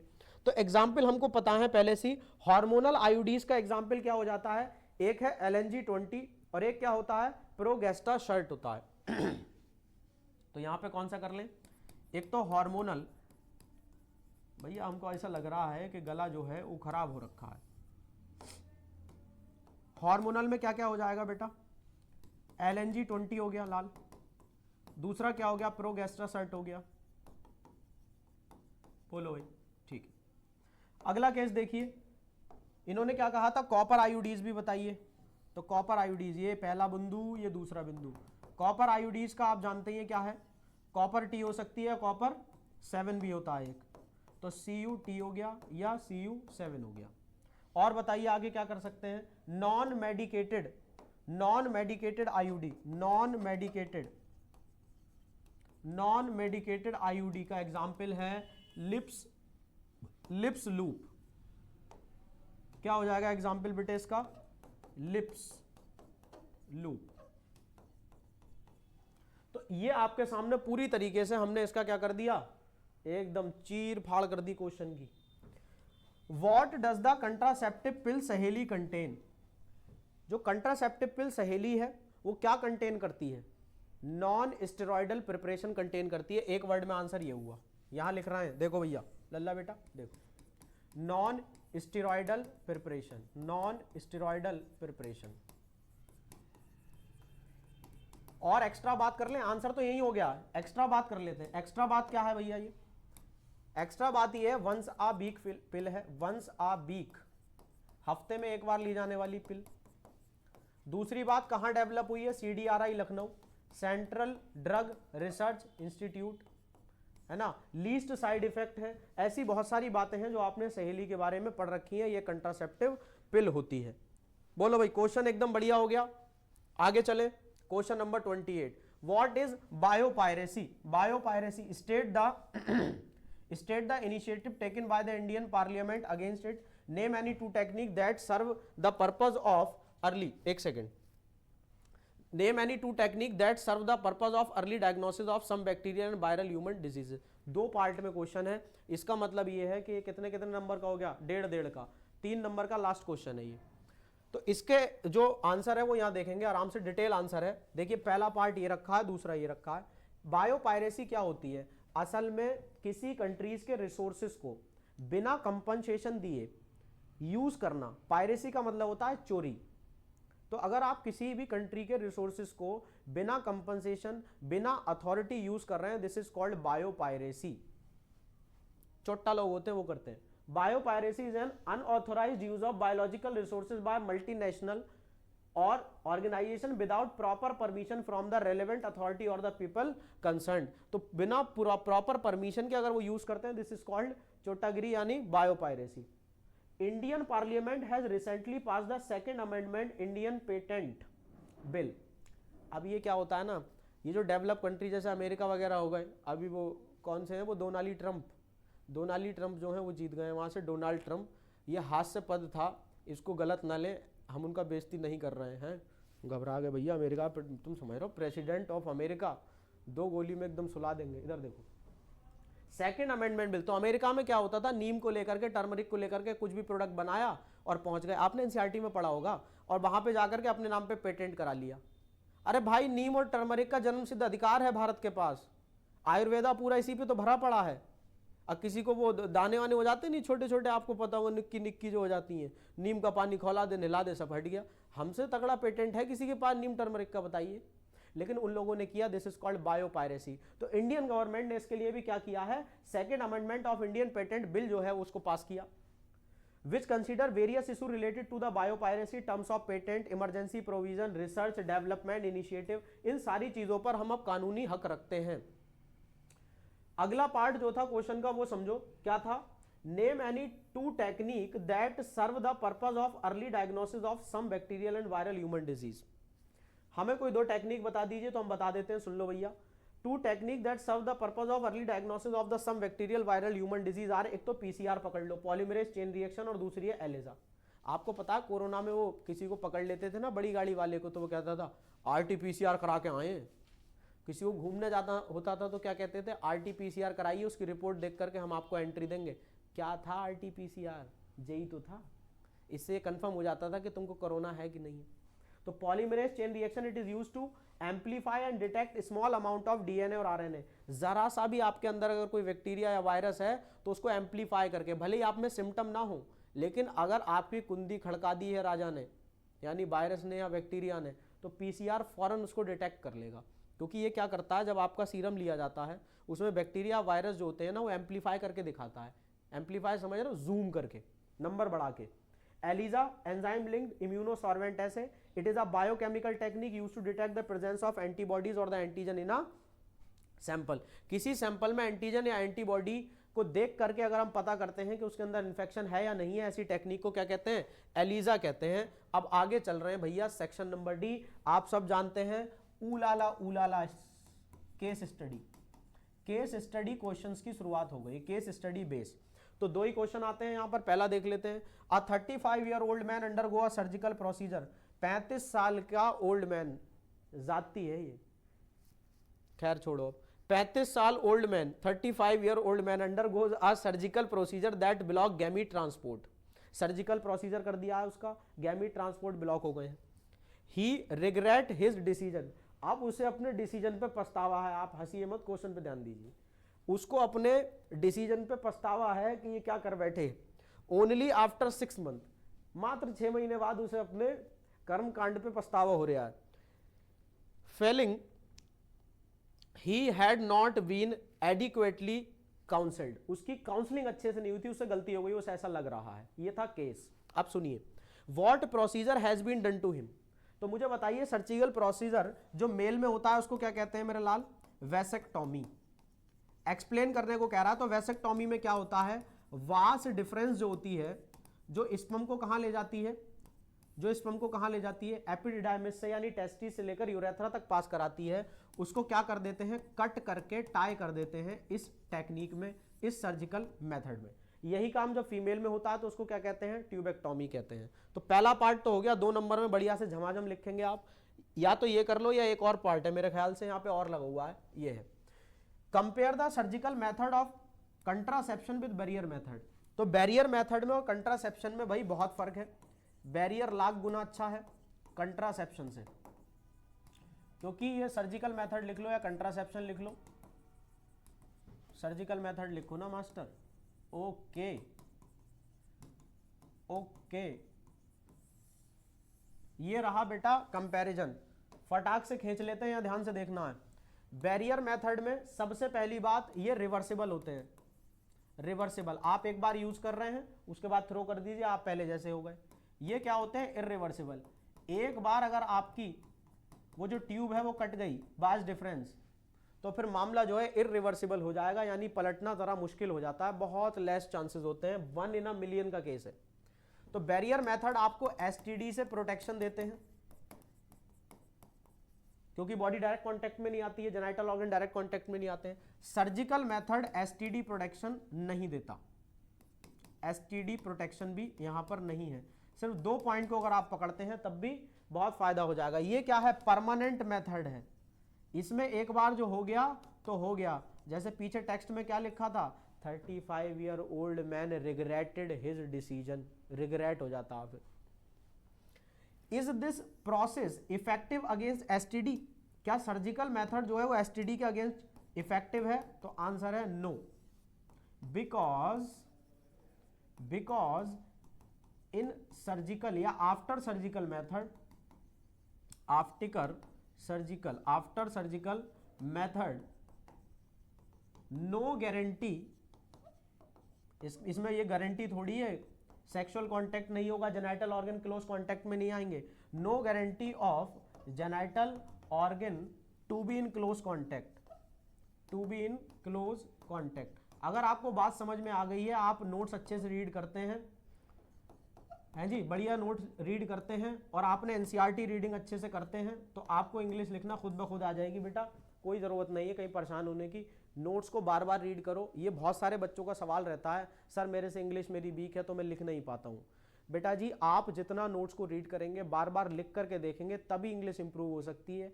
ऐसी कोई मार्केट में ना कैप्सूल है, ना गोली, ना सिरप, ना झंडू बाम जिसे लगा के या खा के आपको इंग्लिश आ जाए। ठीक है, तो आगे चलते हैं। ये क्वेश्चन नंबर 29 था। सेकंड केस स्टडी हमारे पास बहुत ही प्यारी, बहुत आसान। Cross below shows the blood group phenotype for the mother and her 2 children. 2 बच्चे हैं, एक बच्चा ये है बच्चा नंबर 1, इसका ब्लड ग्रुप O है, ये है बच्चा नंबर 2, इसका ब्लड ग्रुप B है। यहां पे पप्पा है, पप्पा का आपको जीनोटाइप निकाल के देना है। मम्मी है, मम्मी का ब्लड ग्रुप A है। अब पप्पा का ब्लड ग्रुप कैसे ढूंढे? आप मेरे साथ थोड़ा सा दिमाग लगाओगे तो ढूंढ पाओगे। मुझे ये बताओ, अगर एक बच्चे का ब्लड ग्रुप O है तो इसका जीनोटाइप क्या होगा? II, और इसका क्या होगा अगर B है? तो या तो IB होगा या फिर IB होगा। यहां तो 2 केस बनते हैं। अगर इसको 2 I मिले हैं तो दोनों I एक ही पेरेंट से तो आ नहीं सकते, यानी एक आया होगा पप्पा से, एक किससे आया होगा मेरे लाल? पप्पा से, एक आया होगा मम्मा से। तो मम्मा के पास ब्लड ग्रुप A बनाने के लिए अब कौन सा लील बचा? सिर्फ IA। So IA small I तो इनका हो गया, और इतनी बात समझ में आ गई। अब दूसरे बच्चे का ब्लड ग्रुप B है, B कहां से लाऊं? तो B लाने के लिए मुझे इसको यहां पे क्या करना पड़ेगा? IB। इनका क्रॉस कर लेते हैं मेरे सामने।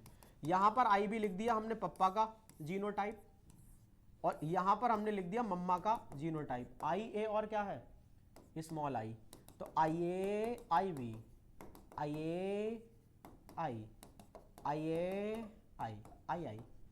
एक ये वाला केस दे रखा था बेबी का, और दूसरा केस आपको ये वाला दे रखा था, जहां पर हमने B कर रखा है ना, डिंग डिंग B कर रखा है जहां पर हमने, ए भैया पेन, ये IB। Analyse the cross and predict the blood group genotype of the पप्पा। पप्पा का जीनोटाइप निकल आया बेटे, क्वेश्चन सॉल्व हो गया। आगे चले। ये कह रहा है explain the phenomenon of codominance in regard of the above given cross. Codominance कौन से में दिखाई देती है बेटा? जब IA और IB। कोडोमिनेंस की डेफिनेशन आपको लिखनी थी, आपको बताना था when 2 allele when present together express independently such a condition is called codominance। जब दोनों ही एलील एक्सप्रेस करें खुद को independently. State the basis behind the occurrence of the different genotype of blood group. यहां आपको बताना है कि ब्लड ग्रुपिंग होती किस वजह से है। तो आप कहेंगे different sugars are present on RBC membrane. अब भाई देखिए ये वीडियो में पूरा लिख करके थ्योरी तो पॉसिबल नहीं है, मेरी बात आप समझ रहे हैं। अगर नोट्स हैं जरा से तो मैं हिंट दे रहा हूं, आपको समझ में आ रहा है, क्योंकि आरबीसी की मेम्ब्रेन पे डिफरेंट टाइप की शुगर प्रेजेंट होती है और उसी की वजह से ब्लड ग्रुप डिजाइन होता है। तीसरे वाले पार्ट में या तो जे कर लो या तो जे कर लो। Third part, prepare a cross to show the genotype of children born to a parent where father has blood group A, mother has blood group B and the genotype for the blood group of both father and mother is present in heterozygous condition. कितनी लंबी कहानी बताई इनने। Papa mummy, पापा का blood group क्या बोला है इन्होंने भाई, देखो जरा एक बार देख लो, ए ब्लड ग्रुप बोला है, मम्मी का ब्लड ग्रुप बी, और इन्होंने ये वाला जो वर्ड बोल दिया ना हेट्रोजाइगस, इससे ये पता चलता है कि पापा का ब्लड ग्रुप आई है, स्मॉल आई के साथ है, और मम्मी का भी हेट्रोजाइगस है तो इसके साथ है। अब आप इसका क्रॉस आप कराओगे, मैं नहीं कराऊंगा, रिजल्ट बता देता हूं बेटा। इसमें ए बी भी आ जाएगा, ए भी आ जाएगा, बी भी आ जाएगा और ओ भी आ जाएगा, यानी प्रोजेनी में चारों ब्लड ग्रुप आपको देखने को मिलेंगे। बहुत बढ़िया क्वेश्चन था ब्लड ग्रुप को लेकर के, आई थिंक आपको एक्सप्लेन हो रखा है। अब हम सीधे चल रहे हैं 5 नंबर के क्वेश्चन पे, आराम से प्यार से देख लीजिए। सबसे पहला क्वेश्चन है 3 different type of crosses were made between plant P1 and P2 for different character the F1 generation obtain tabulated below. जो रिजल्ट आया उनको टेबल में बना दिया। Mention the various laws of inheritance in the cross number 1 cross number 2। 2 cross है बेटा, एक cross ये है और दूसरा क्रॉस ये है, लाइन ऐसे पढ़नी है हमको, ठीक है। बोलो भाई समझ आ रहा है। Find the phenotypic ratio of F2 generation, ये रेशियो बताने हैं यहां पे और लगा हुआ है, या तो ये ऊपर वाली सब निपटा लो या दूसरा वाला पार्ट कर लो। पहले पार्ट को देखिए, इन्होंने यहां पर 2 कैरेक्टर लिए, येलो और राउंड, हाँ या ना, और ये कैरेक्टर क्या बता रहा है, कौन सा लॉ बता रहा है, law of independent assortment, law of independent assortment. इतनी बात समझ में आ गई है तो बोल दीजिए झिंगा लाला हूं, क्योंकि इन्होंने यही पूछा था। क्या पूछा था इन्होंने, mention the various laws of inheritance associated with the cross number 1 cross number 2। तो क्रॉस नंबर 1 से कौन जुड़ा हुआ है, लॉ ऑफ इंडिपेंडेंट असॉर्टमेंट, और क्रॉस नंबर 2 से कौन जुड़ा हुआ है मेरे लाल, ध्यान से देखना, red white pink, law of incomplete dominance, law of incomplete dominance. दोनों लॉ के नाम आ गए, 1 बाय 1 आंसर करते चलेंगे। दोनों लॉ का नाम बताने था। अब सोचने वाली बात यह है कि ये 5 नंबर का क्वेश्चन है, इतना ही पोर्शन है, तो खाली नाम लिख के थोड़ी काम चलेगा, एक्सप्लेन करना पड़ेगा आपको, क्रॉस करके दिखाने पड़ेंगे। क्रॉस करके जब दिखाओगे तो फिनोटिपिक रेशियो निकल के आएगा F2 जनरेशन का। मेरी बात समझ रहे हैं, F2 जनरेशन का फिनोटिपिक रेशियो। तो इंडिपेंडेंट असॉर्टमेंट का तो F2 जनरेशन का आपको याद होगा 9:3:1। ये आप करके दिखा देना, लेकिन कॉपी में जब आंसर लिखोगे, क्योंकि 5 नंबर का क्वेश्चन है, करके दिखाना है। अब आ जाओ इसके इनकम्प्लीट डोमिनेंस में। इनकम्प्लीट डोमिनेंस में देखना जरा क्या आता है आंसर। इनकम्प्लीट डोमिनेंस में मान लीजिए हमारे पास ये है, दिख रहा है ये कलर, नहीं दिख रहा है भाई, ब्लैक ले लो। तो यहां पर RR और RR, मूवी भी तो आई थी 3 बार R, ठीक है। देखिए रेड और व्हाइट से रिजल्ट क्या निकला, पिंक। अब F1 जनरेशन का हमने क्रॉस करा दिया तो RR RR, रिजल्ट देखेंगे जरा क्या आ रहा है, RR RR RR, एक एक। फिनोटिपिक रेशियो इसका भी क्या आ गया मेरे लाल, ये तो जीनोटिपिक है मास्टर। फिनोटिपिक और जीनोटिपिक इसका 1:2:1 ही आएगा, क्योंकि यहां भी ये जो होंगे ये पिंक होंगे।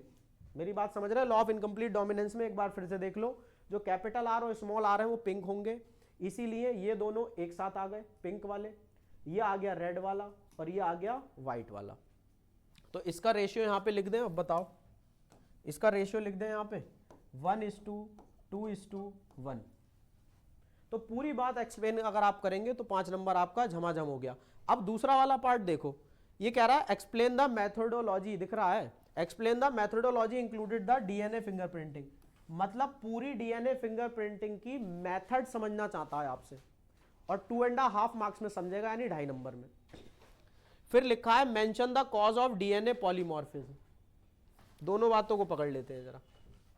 यहां देखिए, इस तरीके से लिखना है जो मैं आंसर बता रहा था ना, क्रॉस 1 के बारे में लॉ ऑफ इंडिपेंडेंट असॉर्टमेंट ये लिखा हुआ है, क्रॉस 2 के बारे में लिखा हुआ है लॉ ऑफ इनकम्प्लीट डोमिनेंस, आप लिख देंगे, एफ जनरेशन, रेशियो वगैरह सब आ गया। आगे यहां देखिए, अब एक सेकंड रुकेंगे, ये बात चल क्यों नहीं रही भाई, ये आ गया 31 का आंसर, ठीक है। अब इसमें वो डीएनए वाला पोर्शन रह गया, हाँ और वाला जो क्वेश्चन था, तो यहां कुछ नहीं करना है, मैं बता देता हूं आपको। डीएनए के 5 स्टेप लिखने हैं आपको, डीएनए फिंगरप्रिंटिंग के। आप किसी भी टीचर से पढ़ते हो, सबने बताया होगा डीएनए फिंगरप्रिंटिंग इंपॉर्टेंट है। तो 5 स्टेप होते हैं, क्या क्या, isolation of DNA, gel electrophoresis, उसके बाद क्या करते हैं उसको नाइट्रोसेलुलोज के पेपर पे ले लेते हैं, ब्लॉटिंग करा देते हैं, हाइब्रिडाइजेशन जिसको कहते हैं। उसके बाद क्या कर लेते हैं, यूवी रेडिएशन में रख लेते हैं, ब्राइट ऑरेंज कलर के बैंड दिखाई देने लगते हैं आपको, ठीक है भाई, रेडियो एक्टिव जो प्रोब आपने यूज किया होता है। तो 5 स्टेप लिखने हैं। नीचे कहा गया mention the cause of DNA polymorphism, तो डीएनए पॉलीमॉर्फिज्म का जो कॉज होता है, जो कारण होता है ना, वो होता है म्यूटेशन, म्यूटेशन या म्यूटेशन की वजह से आने वाली वेरिएशन। तो ये क्वेश्चन हमारा तैयार हो गया। बोलिए भाई संतुष्टि से 2 क्वेश्चन बाकी है, ये 31 आपका तैयार हो गया। आगे चल जाएं, देखिए आगे चल जाइए, 32 क्वेश्चन कैसा है, आधा आधा है हिस्से में, सुनिए। Antibiotic production by the micro organism is one of their interesting feature, particularly from medical and commercial point of view. More than 10,000 antibiotic and similar bioactive metabolites have been isolated from the microbe. Approximately 500 new classes of low molecular weight compound published every year. लगभग 500 new classes of low molecular weight हर साल publish होते हैं, यही लिखा हुआ है। What is antibiotic? Give one example. Antibiotic क्या होते हैं? The substances which are used against the bacteria or life. Anti का मतलब क्या है भैया? Against. एंटी का मतलब क्या है, अगेंस्ट। अब इस पर अगर मैं भाई थ्योरी लिखने बैठ गया तो फिर तो बात खत्म हो जाएगी ना लाल। बायोटिक का मतलब है लाइफ, तो जो बैक्टीरियल लाइफ के अगेंस्ट यूज किए जाते हैं सब्सटेंस वो एंटीबायोटिक होते हैं। और एक एग्जांपल छोड़ो, आप 50 लिख लो, फिलहाल एनसीईआरटी से चले तो पेनिसिलिन हो जाएगा, पेनिसिलिन, एम्पिसिलिन, टेट्रासाइक्लिन, ये सब क्या है, एंटीबायोटिक ही तो हैं। Cyclin, tetracycline. बोलिए अगले वाले पार्ट पे आ जाओ। अगला पार्ट कहता है how antibiotics are produce. Antibiotic कैसे बनाई जाती है, तो एंटीबायोटिक बनाई जाती है बड़े बड़े वेसल्स में, और वहां पर क्या करते हैं हम, बैक्टीरिया को या जिस भी ऑर्गेनिज्म से प्रोड्यूस करा रहे हैं माइक्रोब से, उसको कल्चर करते हैं बड़े टैंक में, पर्टिकुलर टेम्परेचर देते हैं, ऑक्सीजन देते हैं। देख लो जरा, एक पॉइंट पे कर देते हैं एंटीबायोटिक कैसे प्रोड्यूस होती है। पहली बात याद रखनी है, लार्ज टैंक में। दूसरी बात, प्रोसेस कौन सा लगता है, फर्मेंटेशन, फर्मेंटेशन लगता है। तीसरी बात, ऑप्टिमम टेम्परेचर, पीएच एटसेट्रा, ये सारी चीजें ऑप्टिमम रहनी होती हैं।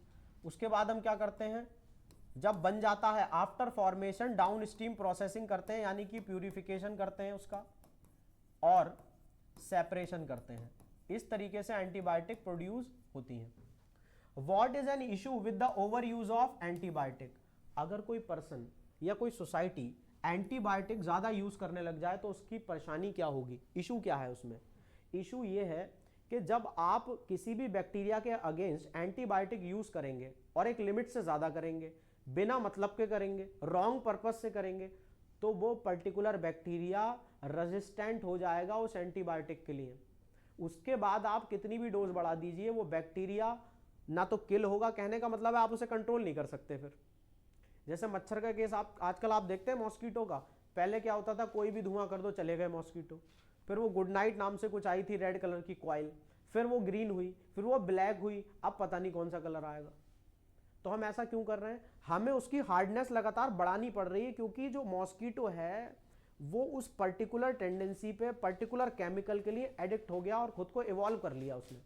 तो वही यहां पर दिक्कत आ जाएगी। अगर एंटीबायोटिक आप बहुत ज्यादा यूज करेंगे, जैसे कुछ लोग होते हैं वो एंटीबायोटिक खा रहे हैं, मल्टीविटामिन खा रहे हैं बिना सोचे समझे, तो उससे दिक्कत क्या हो जाती है सर, एंटीबायोटिक अगर आपने ओवर यूज कर लिया है तो आपकी बॉडी में फिर जब बैक्टीरिया आएगा और आप एंटीबायोटिक खाओगे तो वो कहेगा ए हमको तो कोई असर ना होए बे, अब तुम चाहें जो खाए, तो फिर दिक्कत हो जाएगी। ये था एक पार्ट क्वेश्चन का। और लगा हुआ है या तो वो करो या जे करो। जे क्या है? जे क्या है? जे R J right the source and effect on the human body for the following drug. तो ये ड्रग जो दे रखी है इसके इफेक्ट बताने हैं ह्यूमन बॉडी पे और आपको सोर्स बताना है। ऐसे करके लाइन खिंच गई इधर को, ऐसे करके इधर को खिंच गई। अब फटाक से पढ़ते जाइए और मुझे बताते जाइए क्या क्या होने वाला है। तो अगर मैं मॉर्फिन की बात करूं तो ये निकलता किससे है? निकलता किससे है? पैपेबर सोमनीफेरम, पैपेबर सोमनीफेरम। और उसके भी किससे निकलता है? लेटेक्स से, पैपेबर सोमनीफेरम के लेटेक्स से।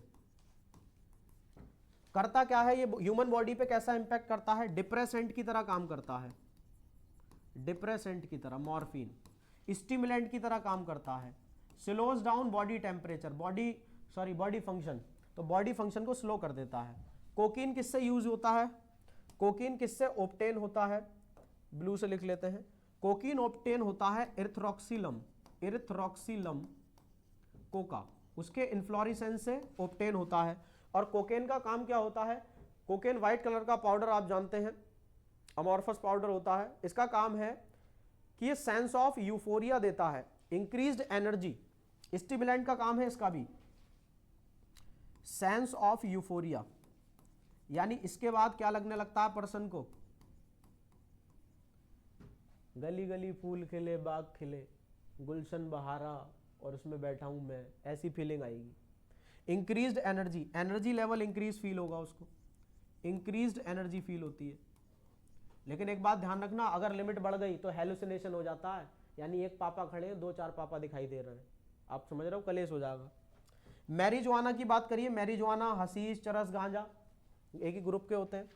अलग अलग कैन्नाबिस सटाइवा इसका नाम है, कैन्नाबिस सटाइवा, कैन्नाबिस सटाइवा। इस प्लांट से निकाला जाता है मैरिजुआना। यानी कि कई फ्लावर को इस्तेमाल कर रहे हैं, कभी उसके लेटेक्स को, लीव्स को यूज कर रहे हैं। तो अलग अलग उसके कंपोनेंट यूज करने पे आपको अलग अलग प्रोडक्ट मिलते हैं। जैसे हशीश है, मैरिजुआना है, चरस हो गया, गांजा हो गया, तो ये मिलते हैं कैन्नाबिस सटाइवा से। और आप जानते हैं कि मैरिजुआना को यूज करने पर क्या इंपैक्ट पड़ने वाला है बॉडी पर?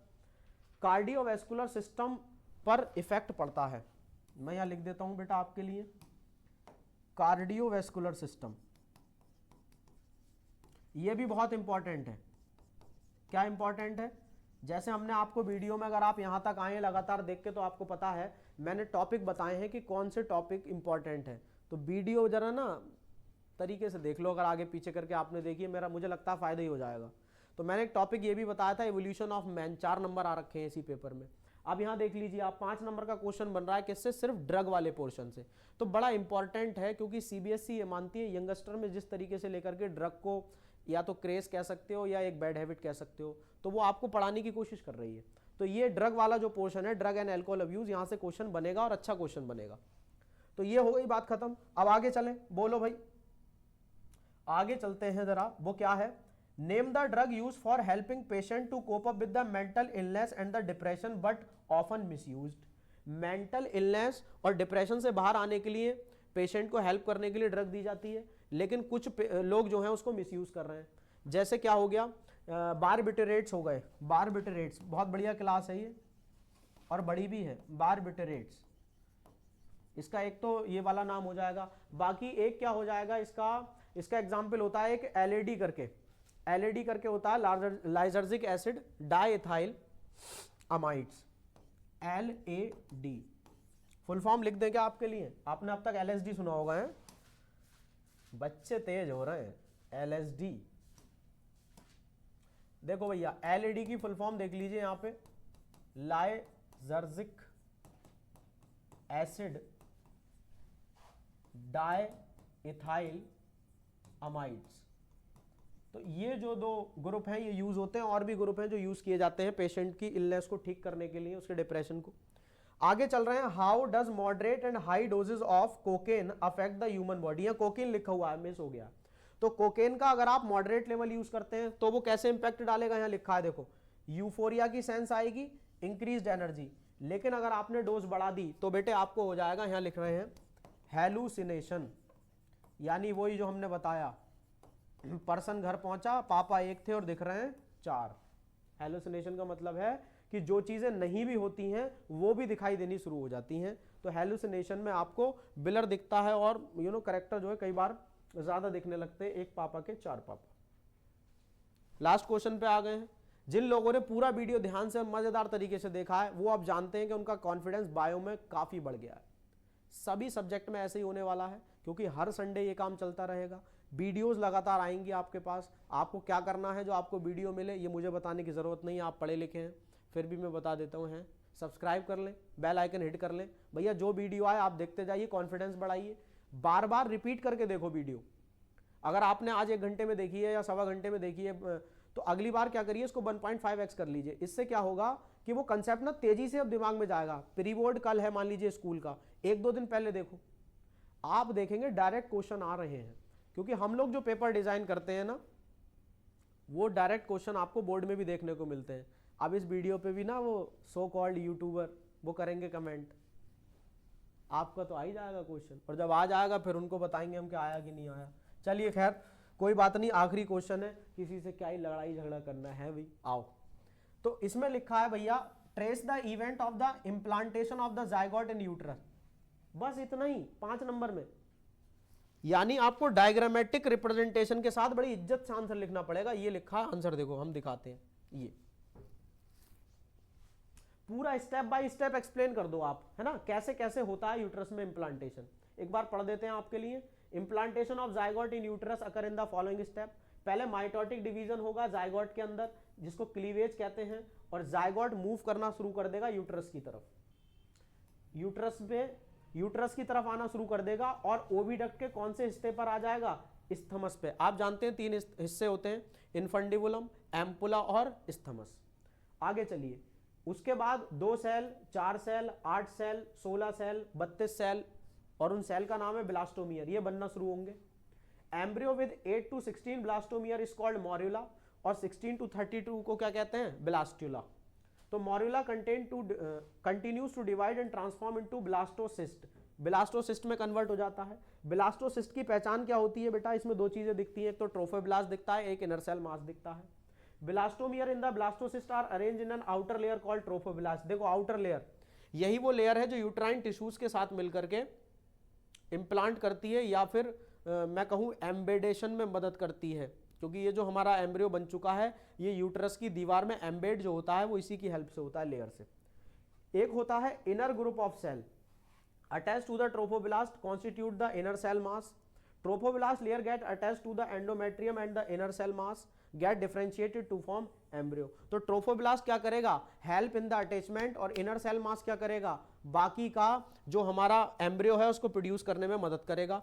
After attachment the uterine cell divide rapidly and cover the blastocyst, this lead to the embedding of blastocyst in the endometrium of the uterus, this is called implantation. बड़ा perfect लिखा हुआ है, चाहें तो आप डिट्टो कॉपी कर लेना, हट जाएं, ले हट गए, डिट्टो आप कर सकते हैं, स्क्रीनशॉट लेके मस्त लिख डालिए, आंसर तैयार है। पीछे आइए, अब बस इतना ही टाइम था, पीछे आओ। Draw the diagram of pistil where pollen has successfully occurred, pollination, माफ कीजिएगा। तो अब यहां पर पॉलिनेशन बताना है कि जहां पर पॉलिनेशन हो गया हो ऐसी एक पिस्टल बना के दिखाओ, और पढ़ लो। लेवल the part involve in reaching the male gamete to its desired destination. Write the function of the following. Synergid का काम क्या है आप जानते हैं, सिनर्जिट में जो फिलीफॉर्म एपरेटस होती है वो पॉलिन ट्यूब को गाइड करती हैं, they guide the entry of pollen tube. Micropyle का काम क्या होता है, it is the small portion और hole through which pollen tube enters into the ovule और एम्ब्रियोसेक, माफ कीजिएगा embryo sac. What is pollen pistil interaction. भाई इतना प्यारा टॉपिक है ना, इतना प्यारा टॉपिक है कि बोर्ड हर बार अपने गले से लगा लेता है और आपको क्वेश्चन बना के देता है। केमिकल इंटरेक्शन होता है पॉलिन और पिस्टल के बीच में, जिसके बाद ये कंफर्म हो जाता है कि पॉलिन राइट टाइप का है कि रॉन्ग टाइप का है। राइट टाइप का है तो पॉलिन ट्यूब जर्मिनेट होगी, और रॉन्ग टाइप का है तो पॉलिन ट्यूब जर्मिनेट नहीं होगी। ये बिल्कुल डिटेल में हमारे पास यहाँ लिखा हुआ है, आप जानते हैं। ये तो हो गया इम्प्लांटेशन। अब देखिए फोटो, डायग्राम का बायो में बड़ा महत्व है, आपके लिए मैं ना एडजस्ट करके लेके आया हूं। ये एनसीईआरटी का फोटो है जहां पर इम्प्लांटेशन दिखा रखा। ओ भैया कहां जा रहा है तुमने, यो क्या हो गया, गड़बड़ हो गया था अभी, देख रहे हो एकदम दिल बैठ गया, हमने कहा डायग्राम चला गया हमारा। ये देखिए, तो ये क्या चीज है आपको दे रखा है, इम्प्लांटेशन का कंप्लीट एनसीईआरटी का फोटोग्राफ है, पिक्चर है। यहां पर आप देख रहे हैं जो उन्होंने पूछा था ना कि एक पिस्टल बनाओ जिस पर क्या आ गए हो, पॉलिन आ गए हो, पॉलिन ट्यूब निकल रही हो, देखो पॉलिन ट्यूब निकली निकली निकली, एंट्री हो गई। तो ये ऐसे डायग्राम अगर आप बायोलॉजी में छोटे छोटे रनिंग डायग्राम बनाते रहते हैं तो हमारा ये मानना है, ऐसा देखा गया है, हम लोग भी खुद बोर्ड की कॉपी चेक कर चुके हैं भैया, तो हमने ऐसा नोट किया है कि थ्योरी में अगर 2 बातें कम भी हैं लेकिन डायग्राम में रिप्रेजेंट हो गई बातें तो नंबर पूरे मिलते चलते हैं। डायग्राम बायोलॉजी की सोल है यानी आत्मा, और जूते की नहर से देखोगे तो तली। और बताइए, ये आगे भी कुछ बातें लिखी हुई हैं, जैसे the part involve in the transferring of male gamete stigma style से होके जाती है। ये वाली बात जरूर याद रखना, ये वाला पॉइंट पढ़ो हमारी तरफ से। Pollen pistil interaction is a chain और group of event that take place from the falling of pollen over the stigma to the formation of pollen tube and its entry to the ovule.